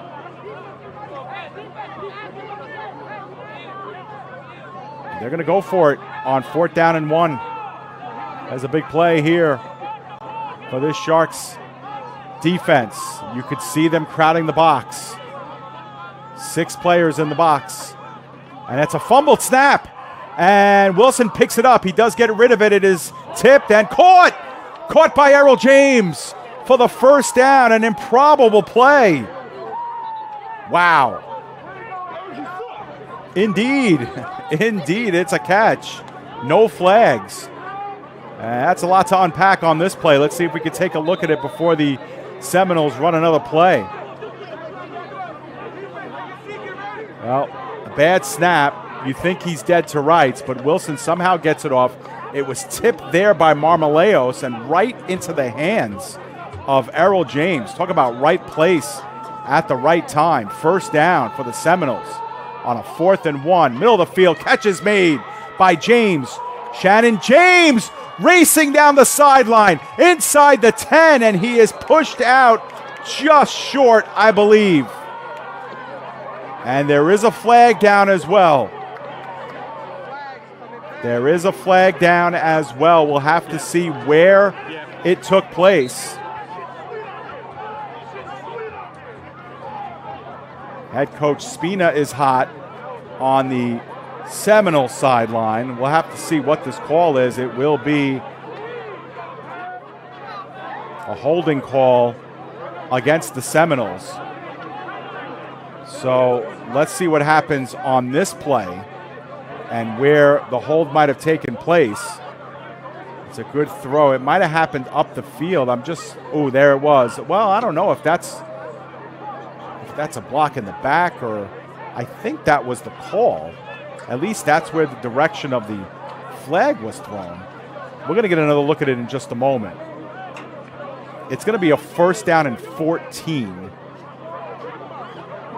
But watch after the catch is made on this play. Shannon James makes the catch, and then watch the block that Harrison puts on right there. And they may have called that a block in the back. I don't think that's a block in the back. That's a really tough call as far as I'm concerned. Kevin Pear was the guilty party. But in any event, what should have been a 1st and goal at the 1 is a 1st and 14 at the 50. That ends up being about a 49-yard penalty. Skying it up. Corner of the end zone, and it's incomplete. I thought at first Stewart had the chance to catch that and intercept it. Instead, it goes through him, incomplete. Still a nice play defensively to break that one up. We'll take another look at it real quick.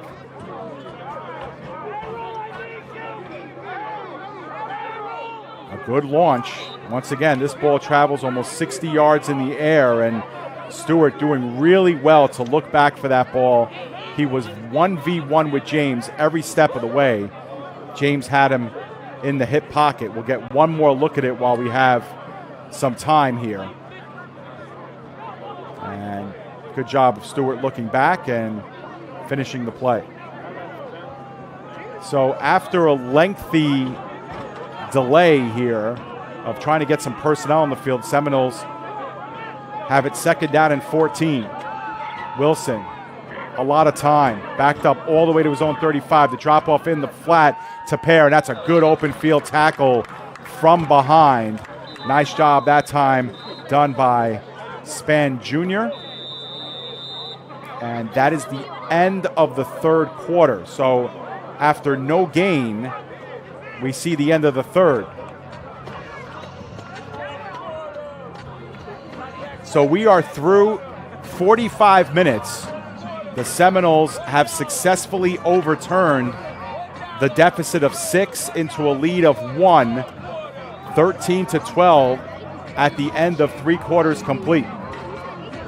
And they'll have it 3rd down and 14 at the 50-yard line, trying to potentially go up by 2 scores. And again, we've talked about it a lot, but you notice Edison Jets Field under construction. You can see it on the foreground and behind the Jersey Sharks bench and huddle. But this is what the Sharks hope will be their home field for many years to come. And that building in the white facade with the yellow siding, that would be where all of the team facilities and the press box area, the camera area would be for media. And of course, locker rooms and bathrooms and amenities, concession stands. It's part of a multi-million-dollar project in the township of Edison, New Jersey. The township is very proud of that. The state of New Jersey, it's one of the jewels of the state, and the Sharks are hoping to make it home for many years to come.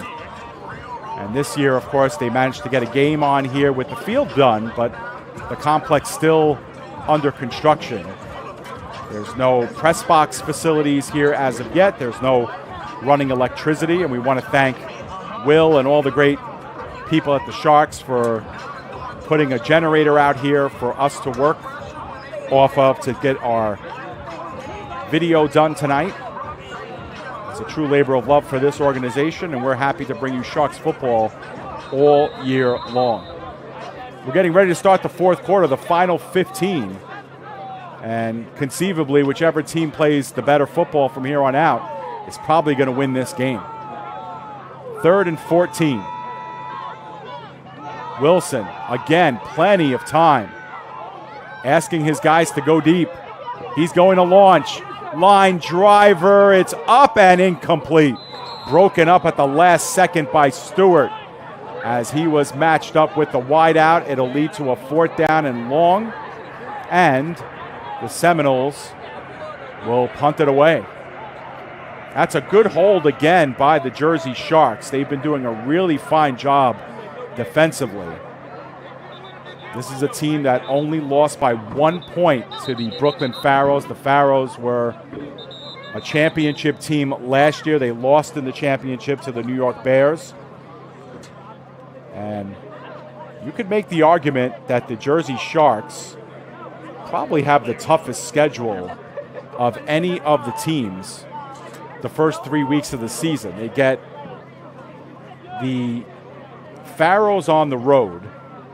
They get the Seminoles here at home, and then they get the Bears at home next week. Not quite sure the venue of that game yet, but you're talking about 3 of probably the premier teams in the LAL back to back to back. And of course, the Sharks would love to sneak out a win here in this one, get themselves to 1-1 and matched up with the Seminoles at 1-1 in the standings, as it's good to see Ronald Butler come out of the game under his own power. Butler also a wide receiver and defensive back on this team.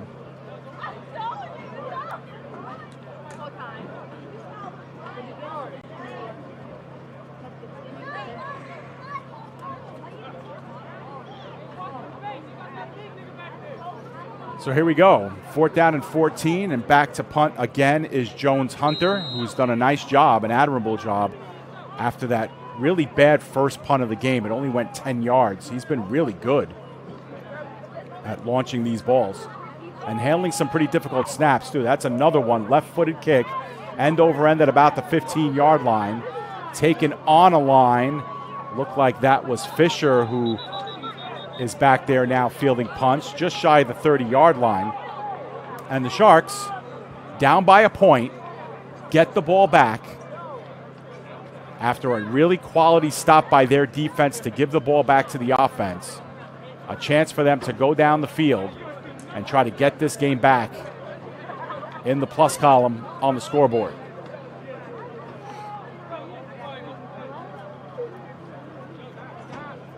Now, the Sharks have only had 2 drives in this 3rd quarter, or in the second half, I should say. We're in the 4th quarter now. And they went 3 and out on both of those drives. So I think if you're Coach Baptiste's team here, you would like to see your team piece together a couple of first downs. Now, obviously, you got to come back. You got to score again to win this game. But first things first, they have to keep their defense on the sideline and muster together a couple of first downs. I think that would be the key here on this one. They start with the run game, and it pulls forward for a gain of about 2 for Rob Jackson. He got bottled up pretty quickly there, but I believe that's the first carry of the game for Jackson, who's seen some time at wideout today.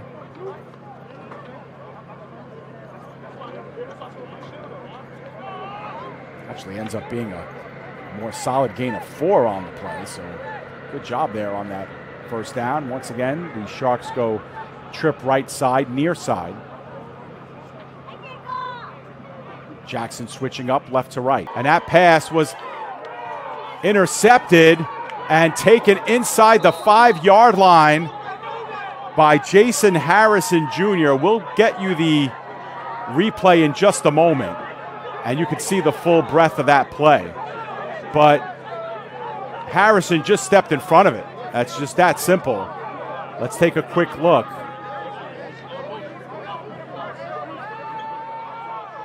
At this last play.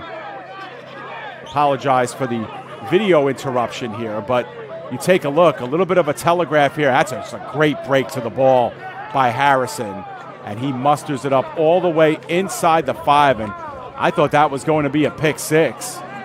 And instead, Harrison got taken down inside the 5. So get one more look at it here in the flat, and there's the pick, and almost gets taken to the house. I'll tell you what, a good open field tackle to save the touchdown there by the Sharks. But we just talked about the Sharks really needing to piece together some first downs. Well, now they give the ball up on 2 plays, and the Jersey Sharks have only run 8 plays in the second half. They've gone 2 3-and-outs and now have turned the ball over for the second time in the game. They give us the Pair off tackle right side. Good job by the Sharks to bottle him up. Pair is able to dive forward for about a yard, but he is well short of the goal line. It'll be second down and goal coming up. But getting back, that's the second turnover of the game for the Sharks. They had a fumble earlier in the game. That's an interception, so that's 2. It kills the drive and kills whatever momentum the defense got him. Wilson now going back of the end zone, and that's elevated too far in front of Lewis, the intended receiver. That had no chance. It'll be third down and goal. And now a big moment in the game here for this Jersey Sharks defense. Their defense has played well today, there's no doubt. You know, guilty of a couple of penalties that have given the Seminoles some short, starting drives, 1st and 5. They had, I believe it was 5 offside calls in this game. But really, if you take away the penalties defensively, they've played a really solid defensive game, have this Jersey Sharks team done. And now a big moment in the game, trying to keep the Seminoles off of the scoreboard. And obviously, if the Seminoles score a touchdown here, the extra point is going to be paramount. But before they can do that, they got to score here. Third down and goal. Wilson does have some time, scampers out to the right, the throw on the run, and it's short-armed and a one-hopper to number 82, incomplete. And so it'll be 4th down and goal. I thought at first Wilson might have taken off with this ball, or at least thought about it. Instead, he kind of went east and west to try and get himself some more time in the pocket. There's the scamper, and you can tell it's just a one-hopper, incomplete. So how's this for a massive play? 4th down and goal from just inside the 3-yard line. Seminoles without a huddle, relaying the plays to one another. Whose hands will they trust with the football to score the touchdown? Wilson, the throw in the flat. No, the fake. Up front, it's too high and incomplete. There is a flag down. And could that be, oh, it'll be holding. I was going to say, could that be roughing the passer, as I saw Wilson go down on that play? We'll take a look at it slow down, but how is that for a stop by the Sharks? That's just a huge stop. 13-12. Really can't see, and yeah, that flag came as soon as Wilson was put to the turf. I thought for sure that was going to be a personal foul. Instead, they give it up on downs, and a huge play by the Sharks. Now, the only byproduct, obviously, is that they have to start the drive from their own 2-yard line. So if the Sharks want to come back and win this game, they might have to go 98 yards to do it. Again, the Sharks do not have a kicker listed on their roster. Number 7, Rojas Portilla, has done most of the kicking here today. I don't know if this one came down to a field goal, if that would be an option for the Sharks. But right now, anyway, they've taken a timeout as they could not get themselves settled here in time. So that's their first. So they're down 2 timeouts. We're still, I would say, midway or less than midway into the fourth quarter. But the Sharks, just getting back to the previous thought that we had the last time they had the football, they've only had the ball 8 offensive plays in this second half. They went 3 and out on their first 2 drives, and then they had an interception on their third drive. And they're still looking for their first down of the second half. And it's got to be in their minds a little bit on the offensive side of the ball, but you know it's on the minds of the Seminoles defensively. They've kind of swelled up. And, you know, we said a number of times, or I've said a number of times in the broadcast, how well the Jersey Sharks have played defensively in this game. The Seminoles have been outstanding defensively as well. They gave up a couple of big plays early in this game, but they've settled down nicely after that 60-yard touchdown that they yielded. They've played pretty well. Back to it, 1st and 10, following the timeout. And we got movement. And again, we'll have a penalty here, and we'll see if this is going to be 5 free yards for the Sharks or if they indeed induce the offside. Let's see what happens here. They're going to want to discuss it. Maybe we could take a look at it in slow motion, see if we can figure out what happened. We'll get the call first.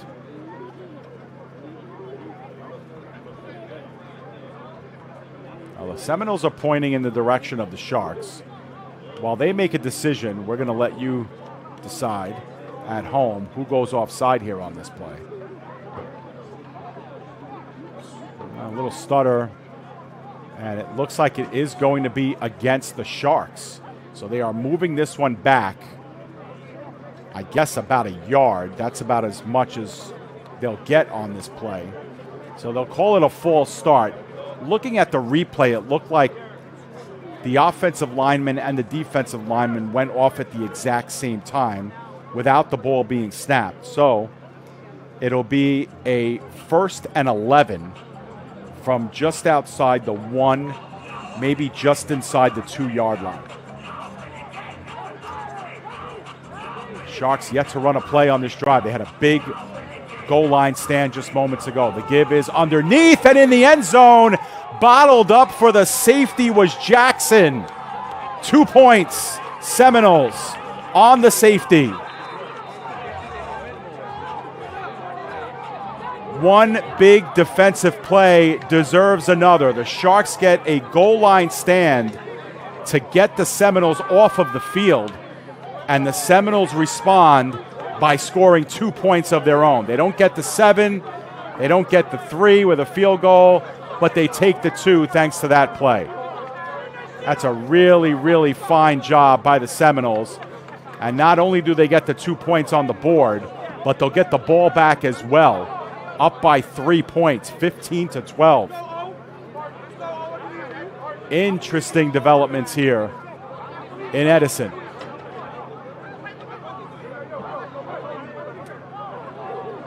We're going to get another look at it in just a moment. Slow down. We'll get to see. It looked like it was number 10, Kendall Clark, who makes the tackle on the play, at least the finishing tackle. Let's see where he comes from on this play. There he is, the left outside linebacker, lined up just outside, and he takes inside leverage, and yeah, 2 white jerseys against 1, and he wins that battle. And there's a little celebration to go along with it. 2 points. The Seminoles have scored on offense and defense here tonight. Now they've outscored the Sharks 9-0 in the half, and they've taken a 15-12 lead. And again, coming off of the safety, the Sharks will punt the ball back to the Seminoles, and the Seminoles will get the ball back. It's a good punt. It ends up hitting turf at the 35. That ball's got to get played, and it is, by Errol James. He's swallowed up at the 40 and taken down there. But obviously that safety and that play hurts this Sharks team. But I'll tell you what also hurts is that they used the timeout on that drive as well. They kind of failed to get together in time to run the play on first down, and they ended up taking a penalty. That penalty ended up costing them a yard and made them start 1st and 11 instead of 1st and 10. Did that make the difference on the safety? You know, nobody knows for sure, but that was tough. To get a timeout and then a penalty and then a safety coming out of that timeout. They burned 1. They have 2 left. Down by 3. And we probably still have plenty of time left in this one. I believe there's really no scenario unless the Seminoles truly bleed this clock. The Sharks should get the ball back in this game at least once, maybe twice. But the Seminoles on their side have to start thinking about running some clock here or bleeding it dry and not leaving the Sharks much left. Even if they don't score on this drive, they have the ability to switch the field position and make the Sharks go all the way down the field on the next drive. Bounced out to the outside is Pear, and Pear is able to make a couple of guys miss and bounces ahead for a gain of 8 yards on the play. We do have a penalty flag down on this play, however, and we'll see what the call is. This is a nice job of Kevin Pear making something out of nothing. Let's get the call first so we know what's going on. It's going to be a holding call against the Seminoles. They're just trying to decide what the down and distance could be. But here's another look at it. This Pear running to the outside, and I'm not sure if I picked up where the flag was or who was guilty of the infraction, but what would have been an 8-yard gain results in penalty instead, and it'll be a 1st down and 15 instead. So 2nd and 2 becomes 1st and 15. And the Sharks will take, of course, that yardage back, even though they give up the down. And again, you saw what the Seminoles were looking to do there, running the ball with Kevin Pear, who's run it well. The Sharks have done well to limit what Pear has been able to do on the ground, but Pear has been able to reel off some healthy yards, especially here in the second half. It's been a lot of feast and famine for him tonight. Out of the shotgun. Wilson lines up. Under pressure. Gets bottled up, but gets out of it. Throws on the run, and it's incomplete. It was broken up. Good coverage by Marmoleos on the play. It'll bring up a 2nd down and 15 coming up. But again, Wilson able to duck out of pressure there. Another play in which it looks like he might get wrapped up in the backfield. Instead, I don't know how he gets away here from Tobe. Tobe, a tremendous tackler, but he got guilty again of going in high against Wilson. If these two teams meet again later in the year, I will bet my mortgage that Julius Tobe goes in a lot lower on Wilson when coming in from that defensive end position, aiming for those legs as opposed to going high, because Wilson's been able to dodge him a couple of times from imminent disaster. 2nd and 15, the delayed handoff underneath. Good job by Pear. Works it out to the outside and is close to the first down as he gets body checked at the 45-yard line by Robinson. That's another good, healthy run for Kevin Pear. Gains about 12 on the play.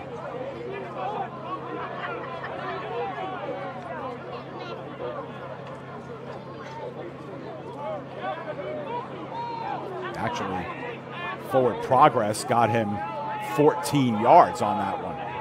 3rd down and 1. They pass. Shannon James in the flat, gains the sideline, and is spilled out by Robinson, but not before he gets the first down. Needed 1, got 3.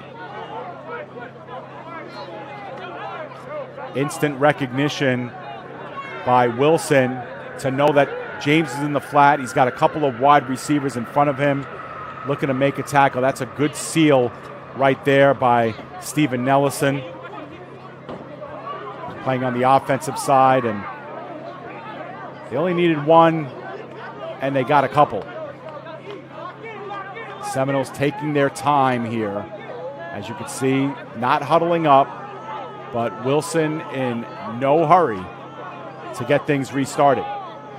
A new set of downs, and back on the Sharks side of the field again in this half. Flags are down, and Pear runs it off tackle right side and has well more than enough for the first down as he continues to cut up this defense. Now, there was a flag down on the play. We'll have to see what the result of this one is.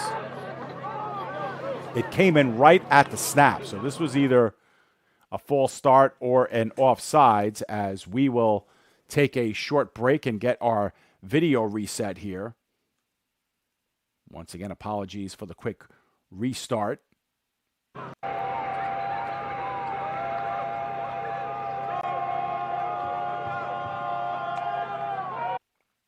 And just one more moment here as we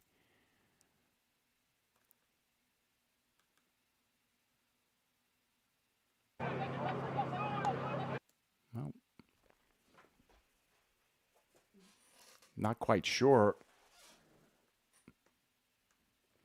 where our video feed is, folks. We're just going to be right back in 1 second.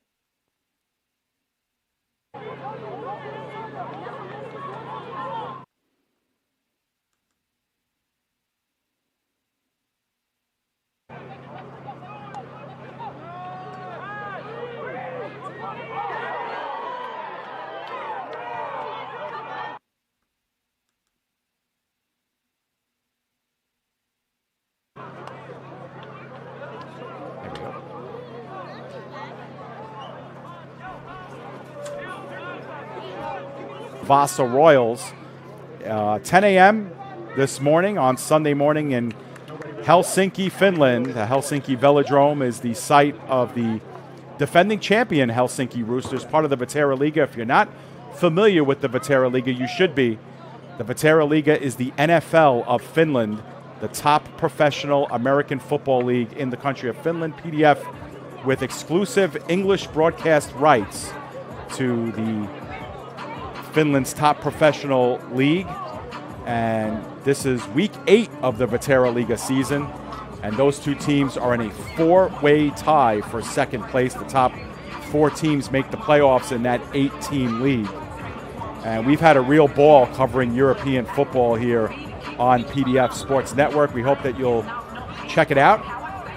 We do have links to those games on YouTube, but we're unable to broadcast those games on YouTube due to geolocation restrictions that we have. The games that we air are not available in the country of Finland because Finland has exclusive rights to the country of Finland, the Ruutu program.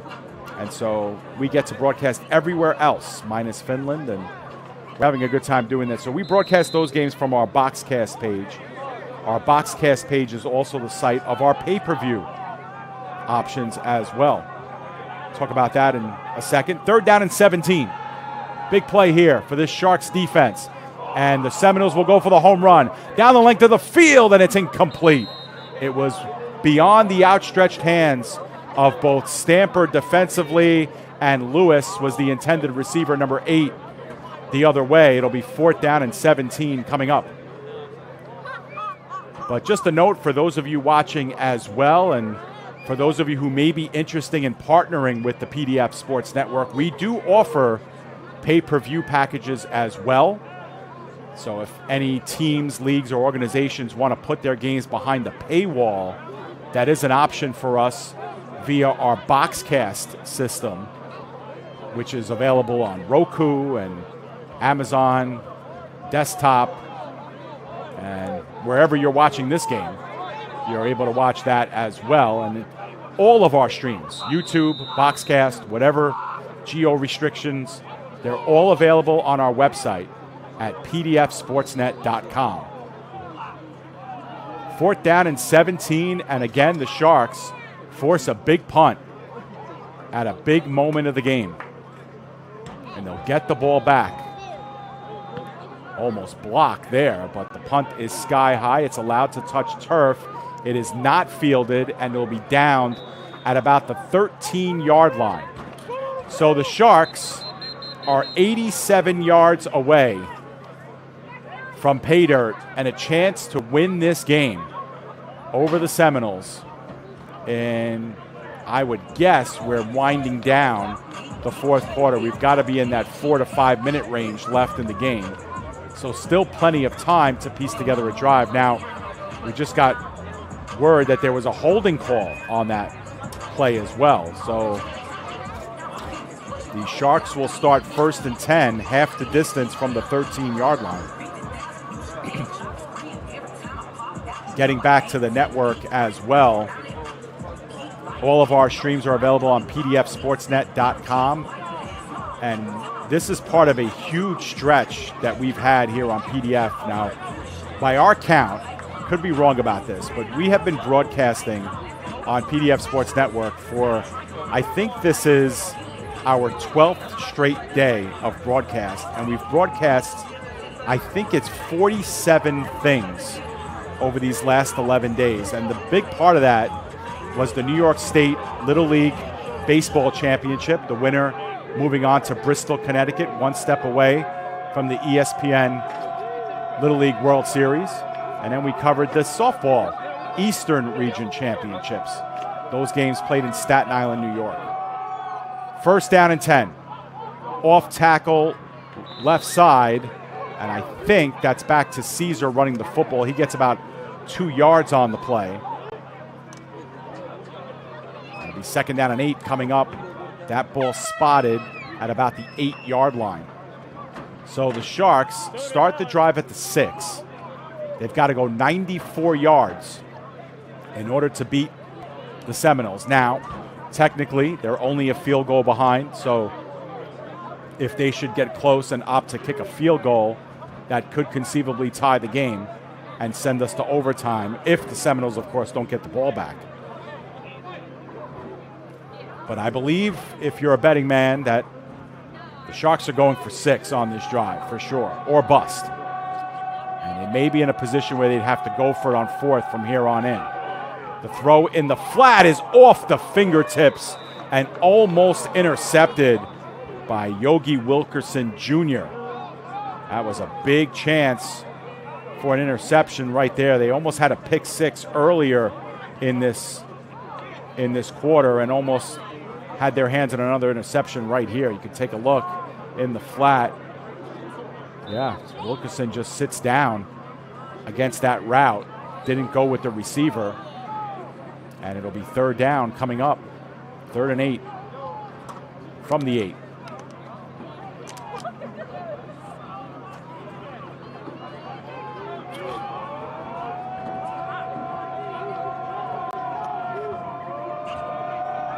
Big play here for the Sharks to keep this drive and maybe the game alive. Wrapped up almost. Smith does able to get rid of it. It's a jump ball at midfield, and it's incomplete. Another pass that went through a series of hands the intended receiver, Raekwon Smalley. That's the first time they may have targeted Smalley in this game. But it's going to be 4th down and 8 coming up. And decision time here for the Sharks. It looks like they are going to punt. One more look at this play. Smith does a great job of getting out of trouble. He looked like he might have gotten sacked right there at the 1-yard line. How he gets away and launches this one 50-plus yards down the field is beyond me. Made it kind of look easy with the throw. But they are going to punt here on, no, yes they are. So back in the game is Rojas Portilla to punt the ball. On 4th down and 8, the Sharks do not have a first down in this second half.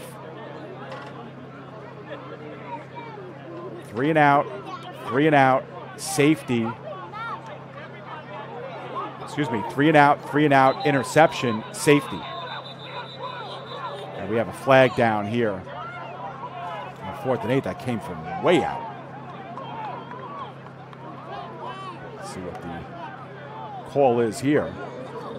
And the Sharks are pointing in the direction of the Seminoles. If this is against the Seminoles, it'll set up a 4th and 3. And then maybe you have the option to go for it. It's a delay of game on the defense. I don't see that happen a lot. And that brings up a 4th and 3, and I just heard yells of defense come up from the Seminoles, which means that the Jersey Sharks are bringing their offense back in. The ball is just inside the 15-yard line. They need to get just inside the 18 for a first down. Huge play upcoming, and I think the fact that they're going for it lets us know that there is not a lot of time left. We have not had the 2-minute warning yet in the game, but you just assume that the Sharks are running out of time here. They do not have a first down in this half. 3 and out, interception. They gave up a safety, and now they're on the 4th play of this 5th drive of the second half. If they score a touchdown, they pull out in front and maybe take the game. But it all comes down to this, 4th down and 3. They operate out of the spread. Long count, and he got him. They're offside. This is a free play, and it's towards the sideline, incomplete. But if this penalty is what we think it is, this is going to be a first down for the Sharks. And it is. And how about that? The Sharks are lining up to punt on 4th down and 8 from their own 8-yard line. And the Seminoles get called for a delay of game and an encroachment offsides to give the Sharks a first down. That's incredible. And call it lucky, call it whatever, the Sharks have new life here at the 20-yard line. The ball just outside the 20. Actually, just inside the 20 at the 19.5-yard line.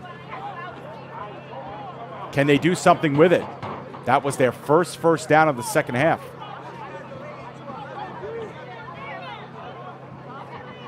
Out of the shotgun, long count. The give underneath, no, it's a fake. Smith coming up in the pocket, and he gets put down. Good open field tackle that time by Kendall Clark, but not before. Smith gets 5 yards on the play.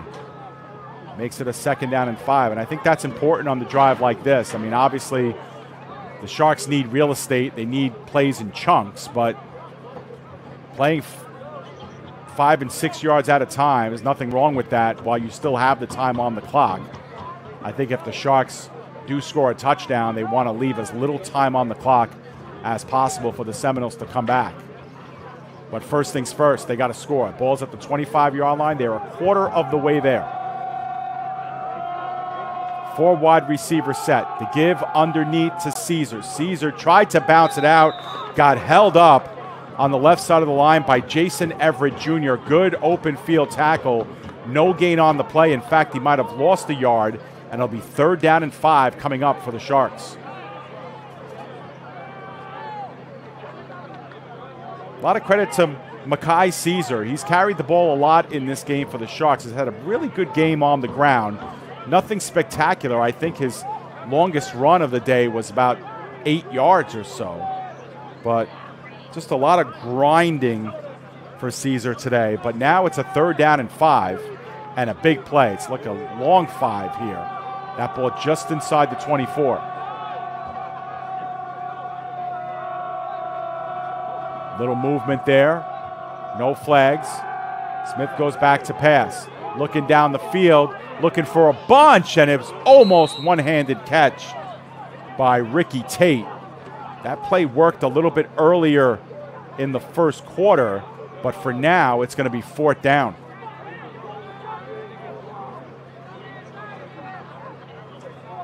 Take another look at it here.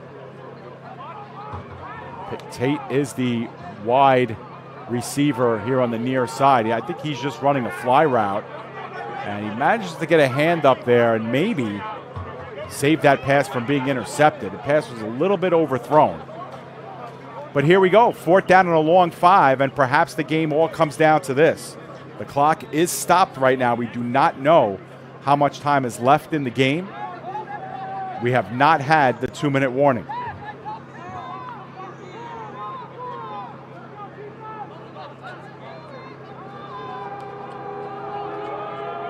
They move Fisher from the right to left side. They get trips in that direction.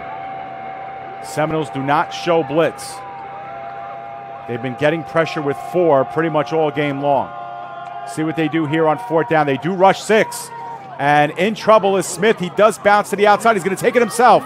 He is going to have the 1st down.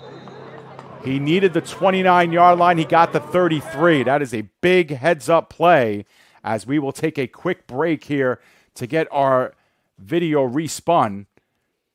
But that was a huge play made by Smith. He scampered out and got the yardage that he needed. So a fine job there to keep this drive alive. So the Sharks convert a 4th and 3 via the penalty, and that's the first time that they have picked up a 1st down in this half on the ground or in the air via their offense. You see the score on your screen. It's 15-12 in favor of the Seminoles. They have outscored the Sharks 9-0 in this half after the Sharks were up 12-6 at the midway point. Trips on the right side. The Sharks looking to go all the way. They started this drive at their own 6-yard line. They're at the 32. Back to pass is Smith. Smith, couple step drop, and that one is caught and rocked at the 21 was Stewart, but he hangs on for the 1st down. A huge shot that he took at the end of this play, but he held on, and that's what counts. Now the Sharks are going to work quickly. We're going to look to get you this replay as quickly as we can, although we did want to slow it down so you can appreciate the big hit. Actually, we're going to add 15 yards to this as well, as there's the hit. I don't know if the hit is what prompted the flag, but the Seminoles have been called for a 15-yard penalty to add to this. Take a look again. Huge hit, but a great catch by Stewart. So with the additional 15 yards, just like that, the Sharks are at the Seminoles' 38-yard line on a drive that started at their own 6. Remember back on 4th and 8, where the Seminoles got called for back-to-back procedural penalties to give the Sharks a 1st down. And on 4th and 8, the Sharks were actually going to punt the football away. And now they have a chance to win it. Still coming up on the 2-minute warning. This is the 2-minute warning. Indeed it is. You see the 2 being motioned. So both teams will go to their respective benches and talk about this one. But how is this for a finish, huh? And it all starts with good protection for Smith. You know, Smith has a good pocket, now has to make his own time, but this is a product of what 5 and 6 seconds behind, you know, your offensive line does. All of a sudden you get Fisher flashing out in the middle of the screen and he makes the catch. We'll see it one more time here while time is out. And it's just a great play by the Sharks. That's a good throw across his body as well. Good job tracking it down in traffic. And it's now 1st and 10 Sharks at the Seminoles 14-yard line. A chance to win the game inside of 2 minutes. They have 2 timeouts remaining. Trips right side. Sharks with the game on the line. The give underneath to Caesar. Caesar bouncing off a couple of blocks and taking it inside the 10 to about the 5-yard line. He is just short of the first down. And the Sharks are not in a rush here. They are winding the clock down. Again, remember, there's no rush to get this one off.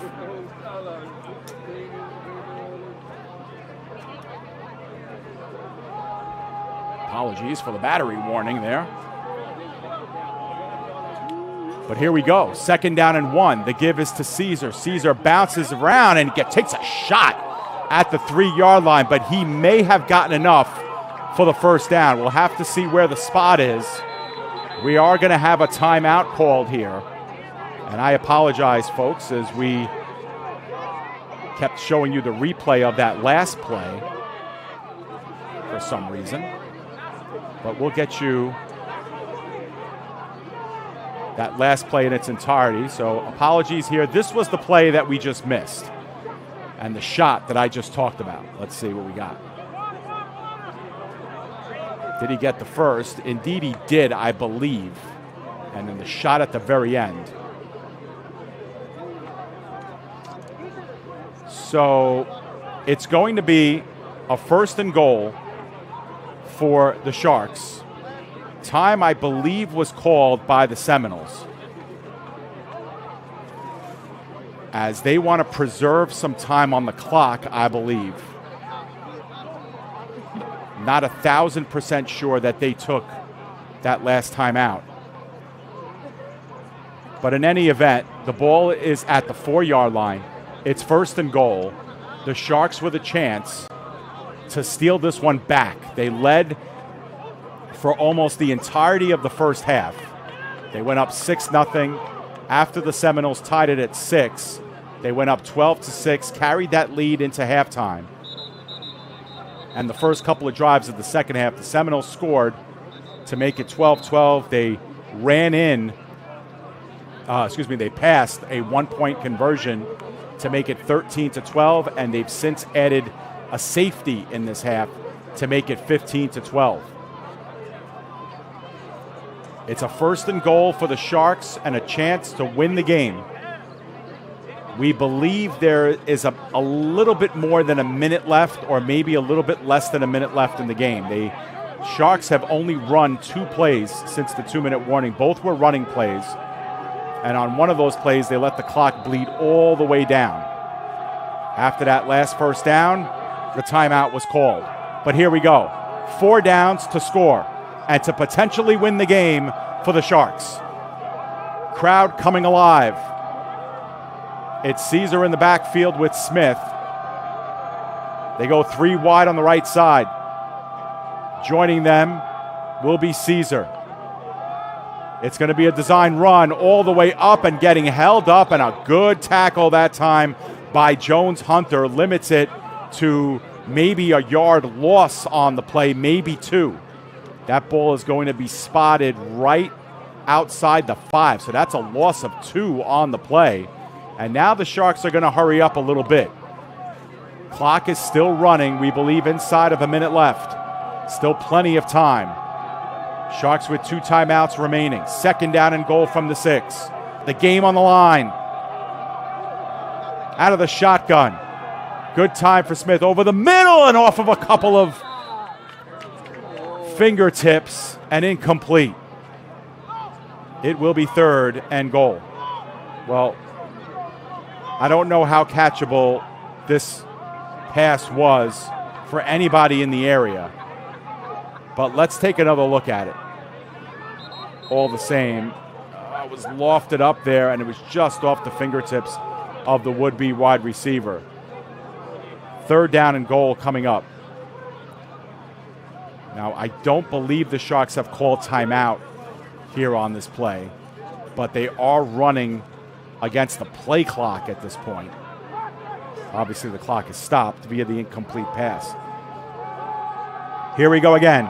2 plays now to score a touchdown. 5 wide receivers, 3 on the far side, top of your screen. Will the Seminoles send pressure? They do not.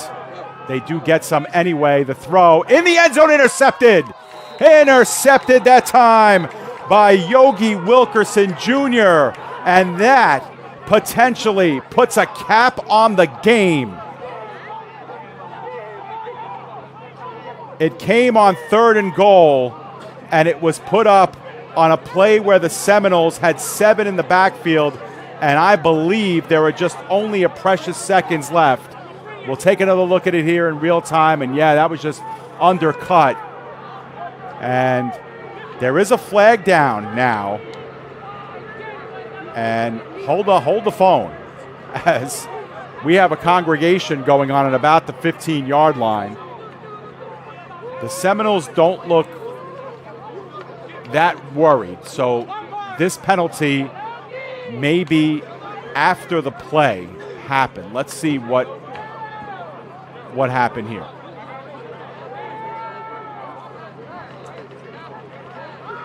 Personal foul against the Sharks. It was after the play, and so they'll add 15 yards from the touchback, and the Seminoles are going to hold on and win this game. The Sharks could conceivably stop the clock, we believe, twice. It shouldn't matter. And the Sharks had it 1st and goal from the 4-yard line twice in this game, and were unable to score on both opportunities. So that last play was an interception. 15-12 is our score, and you could see the coaching staff here for the Sharks not happy. And if they fall by this score, they would fall to 0-2, having lost 2 games by a combined 4 points. They lost by 1 last week to the Pharaohs and are losing by 3 here to the Seminoles, and it looks like the Seminoles are going to take a knee to end this game. And all things considered, the Sharks, they had the ball 1st and goal from the 4-yard line in this game. Once was on their first possession of the game, and they could not come away with points. And now on potentially their last possession of the game, they could not come out with points. That's the knee, and it goes final. Unless they have to run one more play, I don't think so. We are final here from Edison. A great game here for week 2, potentially a preview of a playoff matchup down the road. Who knows? And I don't know if these 2 teams play again, even in the regular season. We'll know a lot more about the LAL schedule, second half of the schedule in the coming weeks. But that's it. We've gone final. The Seminoles down 12-6 at half, come back and beat the Jersey Sharks 15-12 here on the road in Edison. They improve to 2-0. The Jersey Sharks fall to 0-2. And the Sharks put up a great fight. They had a lot of penalties in this game. They had the ball on the Seminole side of the field numerous times, but in the end of it all, 3 turnovers in the game. They failed to convert on a couple of 1st and goal opportunities inside the 5, and that proved to be the difference. But hats off to the Seminoles.